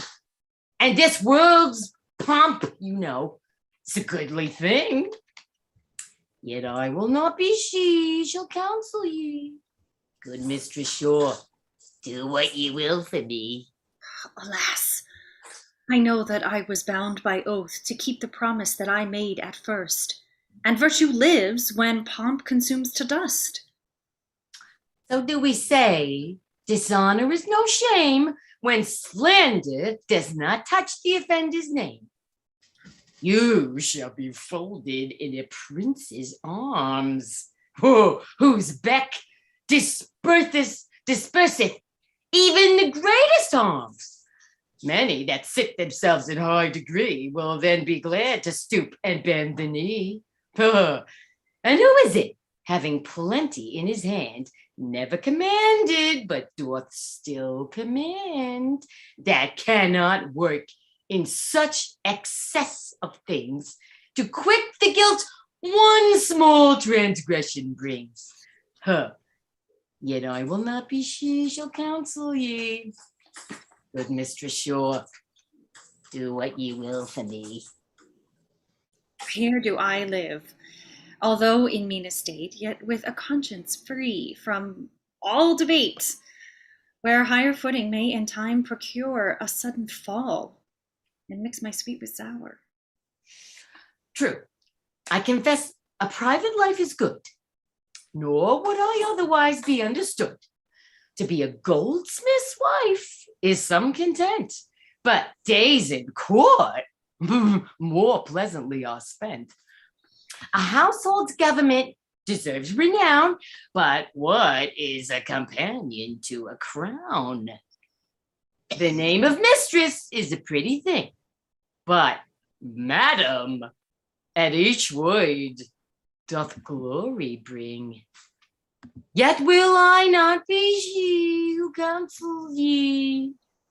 Good Mistress Shore, do what you will for me. That I knew which were the best of twain. Which for I do not. I am sick with pain. How now, sir boy? What is the news with you? The gentleman, forsooth, the other day that would have bought the jewel at our stall is here to speak with ye. Oh God, it is the king. Good Mistress Blake, withdraw ye from this place. I'll come anon so soon as he is gone. And Sarah, get you to the shop again. Now, Mistress Shaw, bethink ye what to do. Such suitors come not every day to woo. Thou mayest convict me, beauty, pride of boldness, that I intrude like an unbidden guest, but love being guide, my fault will seem the less. Most welcome to your subject's homely roof. The foot, my sovereign, seldom doth offend, unless the heart some other hurt intend. The most thou seest is hurt unto myself. For how for thy sake is majesty disrobed, riches made poor, and dignity brought low, only that thou mightst our affection know. The more pity that within the sky the sun that should all other vapors dry, and guide the world with his most glorious night, is muffled up himself in wilful night. The want of thee, fair Cynthia, is the cause. Spread thou thy silver brightness in the air, and straight the gladsome morning will appear. I may not wander. He that guides my car is an immoved, constant, fixed star. But I will give that star a comet's name, and shield both thee and him from further blame. How if the host of heaven at this abuse repine? Who can the prodigy excuse? It lies within the compass of my power to dim their envious eyes, dare seem to lower. But leaving this, our enigmatic talk, thou must, sweet Jane, repair unto the court. His tongue entreats, controls the greatest peer. His hand plights love, a royal spectre holds, and his heart he hath confirmed thy good, which may not, must not, shall not be withstood. If you enforce me, I have naught to say, but wish I had not lived to see this day. Blame not the time, thou shalt have cause to joy. Jane, in the evening I will send for thee, and thou and thine shall be advanced by me, in sign whereof receive this true love kiss, nothing ill meant, there can be no amiss. Well, I will in, and ere the time begin, learn how to be repentant for my sin. But cousin Shore, are ye assured it was the king you saw in such a disguise? Do I know you, the uncle of my wife? Nor I Frank Emersley, her brother here? So surely do I know that counterfeit to be the king. Well, admit all this, and that his majesty in such disguise pleased to survey the manner of our city, or what occasion else may like himself. Methinks you have small reason, brother Shore, to be displeased thereat. Oh, I have found him now, because my niece, his wife, is beautiful and well respected for her virtuous parts. He, in his fond conceit, misdoubts the king doth dote on her in his affection. I know not, cousin, how she may be changed by any cause in your procuring it, from the fair carriage of her wonted course. But well I wot, I have oft heard you say, she merited no scruple of mislike. If now some giddy fancy in your brain make you conceive sinisterly of her, and with a person of such difference, I tell you, cousin, more for her respect, than to soothe you in such a sottishness, I would reveal ye open to the world, and let your folly justly plague yourself. Uncle, you are too forward in your rage, and much mistake me in this suddenness. Your niece's reputation have I prized and enshrined as devoutly as my soul, as you or any that it can concern. But when I tell you that it is the king comes muffled like a common serving man, do I infer thereby my wife is false, or swerves one jot from wonted modesty? Though in my shop she sit, more to respect her servant's duty than for any skill she doth, or can pretend in what we trade, is it not strange that ever when he comes, it is to her, and will not deal with me? Oh, Uncle Frank, nay, would all her kin were here to censure of my cause aright, though I esteem not her, to give me leave to doubt what his sly walking may intend.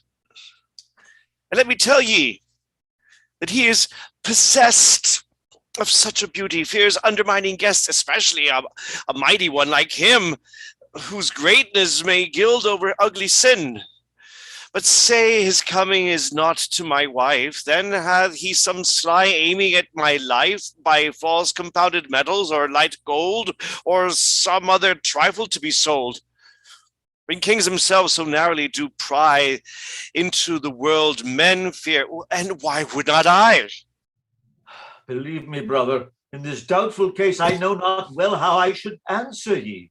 I wonder, in this serious business time of this great gathered benevolence for his regaining of his right in France, the day and nightly turmoil of his lords, yea, of the whole estate in general, he can be spared from these great affairs and wander here disguised in this sort. But is not this your boy? Yes, Mary, is it?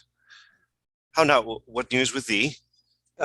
Master, my mistress by a nobleman is sent for to the king, is in a close coach. She's gone with him. These are the news I bring.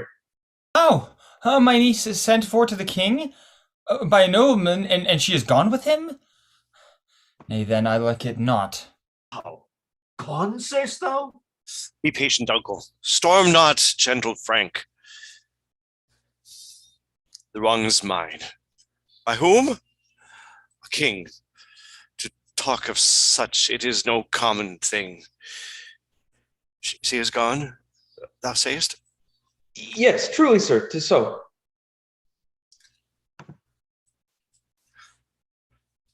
Cannot help it. A God's name, let her go. You cannot help it, uncle. No, nor you. Where kings are meddlers, meaner men must rue. I storm against it? No. Farewell, Jade Shore! Wouldst thou wast mine? Must be so no more. Gone to the court. And uncle, will ye rage? Let mine example your high heart assuage.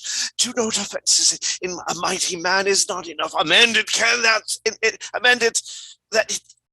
he that can.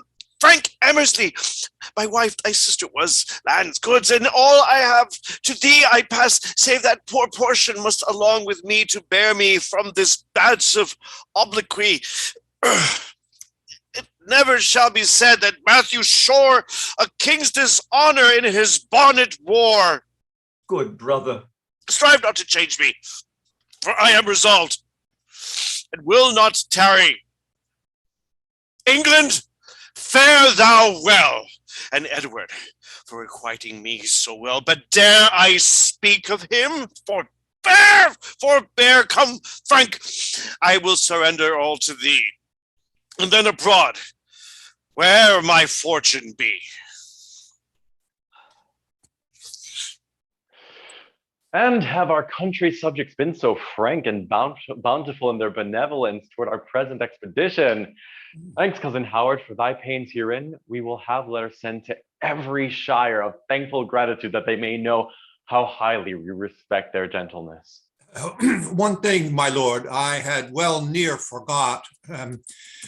Your pleasant host, the tanner of Tamsworth. What of him, cousin? Well, he was right liberal. 20 old angels did he send your grace, and others, seeing him so bountiful, stretched further than they otherwise had done. Trust me, I must requite that honest tanner. Oh, had he kept his word and come to court, then in good sadness he had had good sport. That is not long, my lord, which comes at last. He's come to London on an earnest cause. His son lies prisoner in Stafford jail and is condemned for a robbery. Your highness's pardoning his son's offense may yield the tanner no mean recompense. But who hath seen him since he came to town?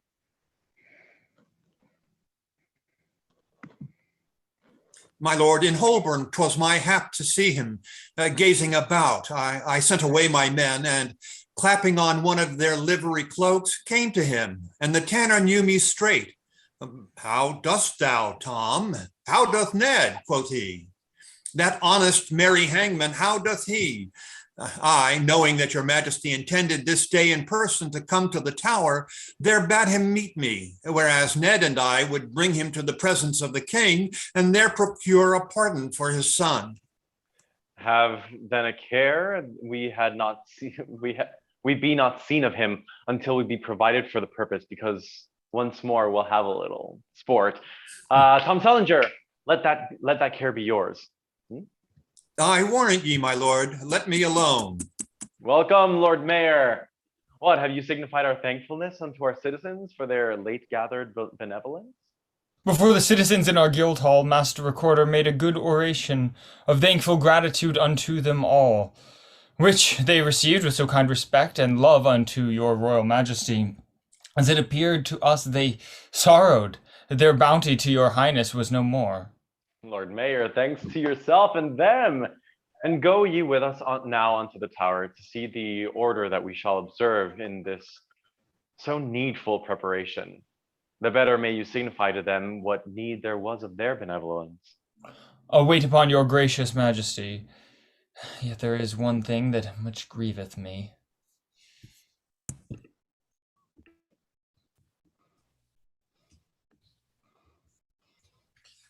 Go, honest fellow, bear my trunks abroad, and tell the master I'll come presently.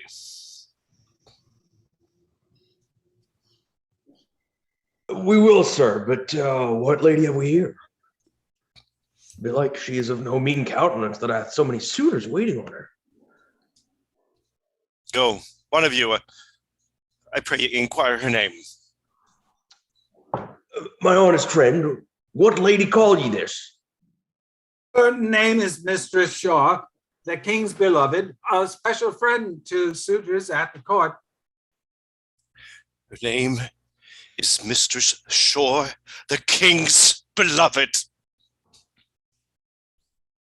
Where shall I hide my head or stop mine ears? But like an owl, I shall be wondered at.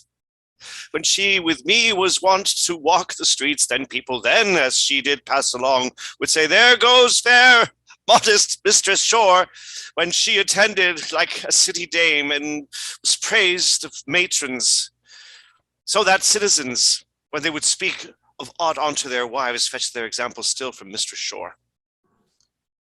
But now she goes decked in her courtly robes. This is not she, that once in seemly black was the chaste, sober wife of Matthew Shore, for now she is King Edward's concubine. Oh, great ill title, honorable shame! Her good I had, but the king, her ill is thine. Once Shore's true wife, now Edward's concubine. Amongst the rest, I'll note her new behavior. Good Mistress Shaw, remember my son's life. What is thy name? My name is Thomas Eyre. There is his pardon, signed by the king. Oh, in a sign of humble, hearty thankfulness, take this in angels, 20 pounds. What? Think ye that I buy and sell for bribes his highness's favor or his subjects' blood? No, without gifts, God grant I may do good, for all my good cannot redeem my ill, yet to do good I will endeavor still. Yet all this good doth but gild o'er my ill.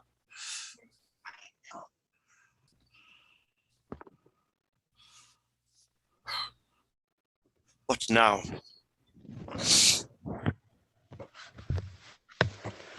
Mistress, the restitution of my lands taken perforce by his highness officers. The king's content your goods shall be restored, but the officers will hardly yield thereto. Yet be content, I'll see ye have no wrong. Canst not say to me so, I have wrong. Mistress, good faith, can you help me till my land? Will the first loon, Billy Grime of Glendale, Hans wrongfully from me, I quite your goodness with the bonny nag, shall swim away so deftly as the wind. Your suit, my friend, requires a longer time. Yet since you dwell so far, to ease your charge, your diet with my servants you may take, and some relief I'll get thee of the king. What relief thou getst me from the king. Now, God's blessing light on that goodly fair face. As be your beadsman, mistress, I indeed shall I. God bless the care you have of doing good. Pity she should miscarry in her life that bears so sweet a mind in doing good. So say I too. Ah, Jane, this kills my heart that thou wreckst others and not rust my smart. Mistress, I fear you have forgot my suit. Oh, 'tis for a license to transport corn from this land and lead to foreign realms. I had your bill, but I have torn your bill, and 'twere no shame, I think, to tear your ears that care not how you wound the commonwealth. The poor must starve for food to fill your purse, and the enemy bandy bullets of our lead? No, Master Rufford, I'll not speak for you, except it be to have you punished. By the messel, deaf lass, Christ's benison lie on her. Is that another suitor? I have no bill of his. Go, one of you, and know what he would have. Yes, Jane, the bill of my obliged faith, and I had thine, but thou hast cancelled it. Oh, God, it is my husband, kind Matthew Shore. Ah, Jane, what's he dare say he is thy husband? Thou wast a wife, but now thou art not so. Thou wast a maid when thou wast wife. Thou wast a wife even when thou wast a maid. So good, so modest, and so chaste thou wast. But now thou art divorced, yet he lives, and that was thy husband while thou wast his wife. Thy wifehood stained by thy dishonored life, for now thou art nor widow, maid, nor wife. I must confess, I yielded up my fort, wherein lay all the riches of my joy. But yet, sweet Shore, before I yielded it, I did endure the longest and greatest siege that ever battered on poor chastity. And but to him that did assault the same, for ever it had been invincible. But I will yield it back again to thee. You cannot blame me, though it be so done, to lose by me what first by me was won. No, Jane, there is no place allowed for me where once a king has ta'en possession. Mean men brook not a rival in their love, much less so high unrivaled majesty. A concubine to one so great as Edward is far too great to be the wife of Shore. I will refuse the pleasures of the court. Let me go with thee, Shore, though not as wife, yet as thy slave, since I have lost that name. I will redeem the wrong that I have done to thee with my true service, if thou wilt accept it. Thou go with me, Jane? Oh, God forbid that I should be a traitor to my king! Should I become a felon to his pleasures and fly away as guilty of the theft? No, my dear Jane, I say it may not be. Oh, what have subjects that is not their king's?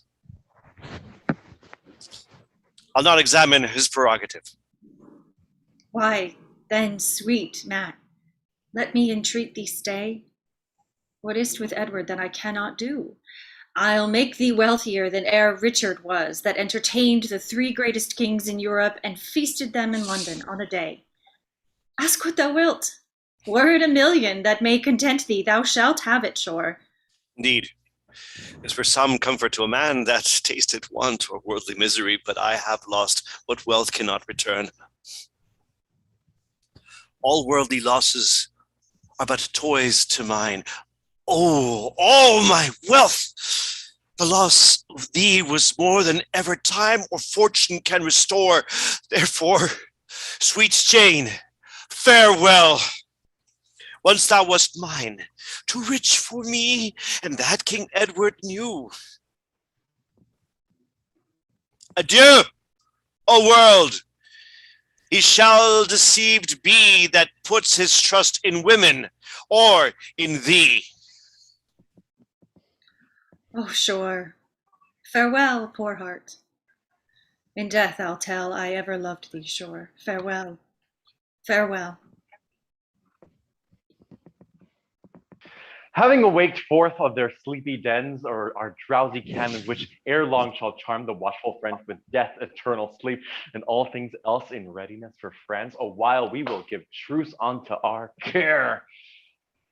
There is a merry tanner near at hand, with whom we mean to be a little merry. Therefore, Lord Mayor, and you, my worthy friends, I must entreat you not to knowledge me. No Manstead bear, all his companions, give me a cloak that I may be disguised. Tom Sellinger, go thou and take another. So Tanner, now come when ye please, we are provided, and in good time. See how he's come already.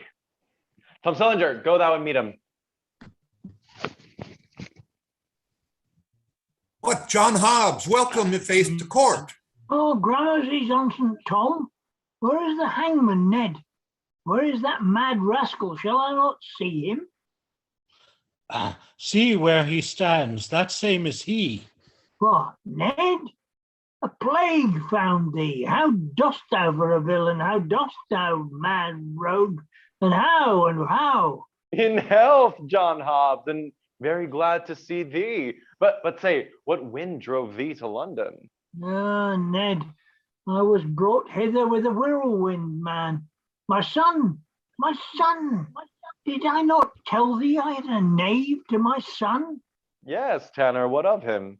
Ah, faith, he is in Copperduchy, Ned, in Stafford jail for a robbery, and he's like to be hanged, except thou get the king to be more miserable to him. If that be all, Tanner, I'll warrant him. I will procure his pardon of the king. Hope thou, Ned? For those good words, see what my daughter Nell has sent thee, a handkerchief wrought with as good Coventry silk, blue thread as ever thou sawest. And I perhaps may wear it for her sake, in better presence than thou art aware of. Oh, how, Ned? A better present that thou canst not have for silk cloth and workmanship? Why, Nell made it, man. But Ned is not the king in this company. What's he in the long beard and the red petticoat, eh? Before God, I misdoubt, Ned, that is the king. I know it by my lord, what you calls players. How by them, Tanner? Even when they play an entrelaut or commodity at Tamworth, the king always is in a long beard and a red gown like him. Therefore, I expect him to be the king. No, trust me, Tanner, that is not the king. But thou shalt see the king before thou goest, and have pardon for thy son too with thee. This man is the Lord Mayor of London. Here was the recorder too, but he's gone. What nicknames these courtals have. Knight and quarter, quotha. We have no such at Lichfield. There is the honest bailiff and his brethren. Such words agree best with us. my Lord Mayor, I pray ye, for my sake, to bid his honest Tanner welcome. You are welcome, my honest friend. In sign whereof, I pray you see my house, and to sup with me this night. Oh, I thank you, goodman Mayor. But I care not for no meat. My stomach is like to a sick swine's that will neither eat nor drink till she know what shall be become of her pig. Ned and Tom, you promised me a good turn when I came to court. Either do it now or go hang yourselves. No sooner comes the king, but I will do it. I warrant thee, Tanner, fear not thy son's life. Nay, I fear not his life. I fear his death. All health and happiness to my sovereign. Oh, God, the master of St. Catherine's marred all. Oh, out alas that ever I was born. Look to the Tanner there, he takes no harm. I would not have him for my crown, miscarry. Let me come to him by my king's good leave. Here's ginger, man, honest man. Bite it. Bite ginger? Bite ginger? Bite a dog's date. I'm but a dead man. Oh, my liege, that you should do so with a poor, well-meaning man, but it makes no matter. Well, I can die. But when, Tanner, canst thou tell? Nay, even when you please. For I have so defended ye by calling ye plain Ned, mad rogue, and rascal, that I know you'll have me hanged. Therefore make no more ado, but send me down to Stafford, and there, a God's name, hang me with my son. And he is another as honest as yourself. You made me call him plain Tom. I warrant his name is Thomas, some man of worship too. Therefore let's to it, even when and where you will. Tanner, attend. Not only do we pardon thee, but in all princely kindness welcome thee, and thy son's trespass do we pardon too. One, go, see that forthwith it be drawn under our seal of England, as it ought, and 40 pounds we give thee to defray thy charges in thy coming up to London. Now, Tanner, what sayest thou to us? You speak like an honest man, if you mean what you say. We mean it, Tanner, in our royal word. Now, Master of St. Catherine's, what would you? My gracious lord, the great benevolence, though small to that your subjects could afford, of poor St. Catherine's do I bring your grace. 500 pounds here have they sent by me for this easier portage, all in angel gold. But this good widow, Mistress Norton, will, she comes herself and brings her gift with her. Pardon me, gracious lord.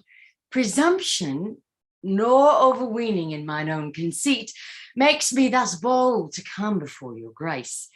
But bold love and duty to your majesty, and great desire to see my lord the king. Our master here spake of benevolence, and said my 20 nobles was enough. I thought not so, but at your highness's feet, a widow's mite, a token of her zeal in humble duty, gives you 20 pounds. No, by my crown, a gallant lusty girl. Of all the exhibition yet bestowed, this woman's liberty likes me best. Is thy name Norton? Aye, my gracious liege. How long hast thou been a widow? Oh, it is, my lord, since I did bury Wilkin, my good man.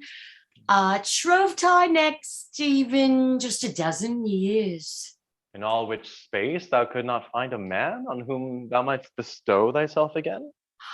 Oh, not any like my Wilkin, whose dear love I know is matchless, in respect of whom I think not any worthy of a kiss. No, widow. That I'll try. How like you this? Beshrew my heart. It was a honey kiss, able to make an aged woman young. And for the same, most sweet and lovely prince, see what the widow gives you from her store. 40 old angels, but for one kiss more. Marry, widow, and thou shalt have it. John Hobbs, thou art a widower. Lackst thou such a wife?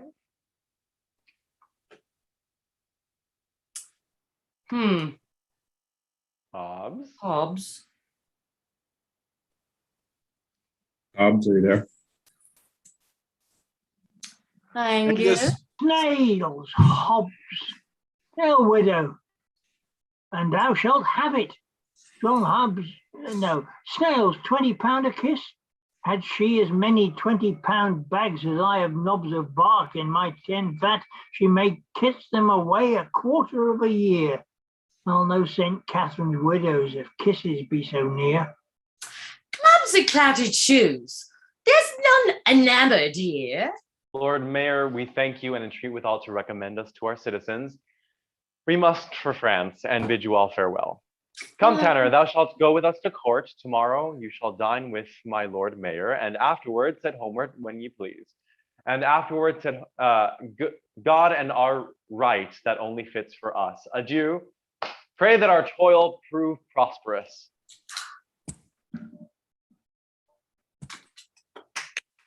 And that is part one. What do you say? Let's just do part two right now. Let's just go right. Yeah. Well done. All I could think through this whole thing was I'm so proud of myself because my main job as playmaster was to cast all of you, and I did a wonderful job. It was so generous of you not to be in it. That was so generous of you. Well, you're the generous ones to give your time and your talents. So I know several of you are reading again Thursday for part two. If any of you are not and you would like to, please, I'd love to cast you again in part two. So just send me an email, saying that you're available. And that's it. Brilliant. Wonderful job. Yeah, great job, everybody. Thank you so much. It was fun. I think what I came away with it here is we need to do it again so that everybody gets used to the play. It seems to me that it actually plays quite well. One could rehearse it, of course, but I think that if one did it 2 or 3 times and it's sort of out there and people will understand it, it would actually be very good. Couldn't agree more. Yes. Yeah, that's probably true of that's more or less true of every reading we do, I think, because without rehearsal, you don't get past the stumbling blocks and make sure you do your homework, but it's not the same as reading it out loud, I think. So no, but I think an organization such as this actually has so many plays, if you like, in its DNA, so that if somebody says, I'm going to do Antony and Cleopatra, at least you know what the play's about. Right. Yeah, you tend to think it's not Shakespeare. Yes, I think that's also very true. It's not. It's decent. It's decent. There's nothing wrong with it. No, not at all. It is not Shakespeare. It's got a lot of everything it's in a it. little different. Yeah. I found a lot of iambic pentameter and some things like that. Yeah, it's the rhyming couplets. It's the doggerel that starts to sort of let it down, especially if an actor falls into the trap of playing the doggerel rather than playing the meaning. Yeah, but I think that was, especially back then, that was a way of scoring against each other, right? One-upping each other, They were delighting in that ability of English to do that. It was kind of new back then, You mean sort of anything you can do, I can do better, I can do anything better than you? Yeah, well, it's kind of like rap. They were like doing rap. There you go, Steve.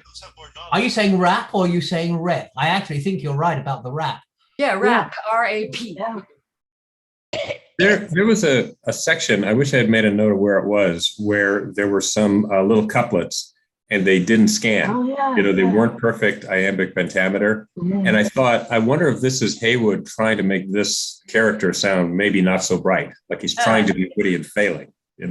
So some of that might be very purposeful. That's Or I wonder if it might be the compositor. Oh, well, that's true. That's true. Cheerio. Thanks, David. Cheers, David. I have to run as well. Thank you all. Okay, bye-bye. Looking forward to Okay. And thank you all for taking a bit between your teeth. Thank you so much. Sadly, I can't do part 2, Dave. No. Because it's too late.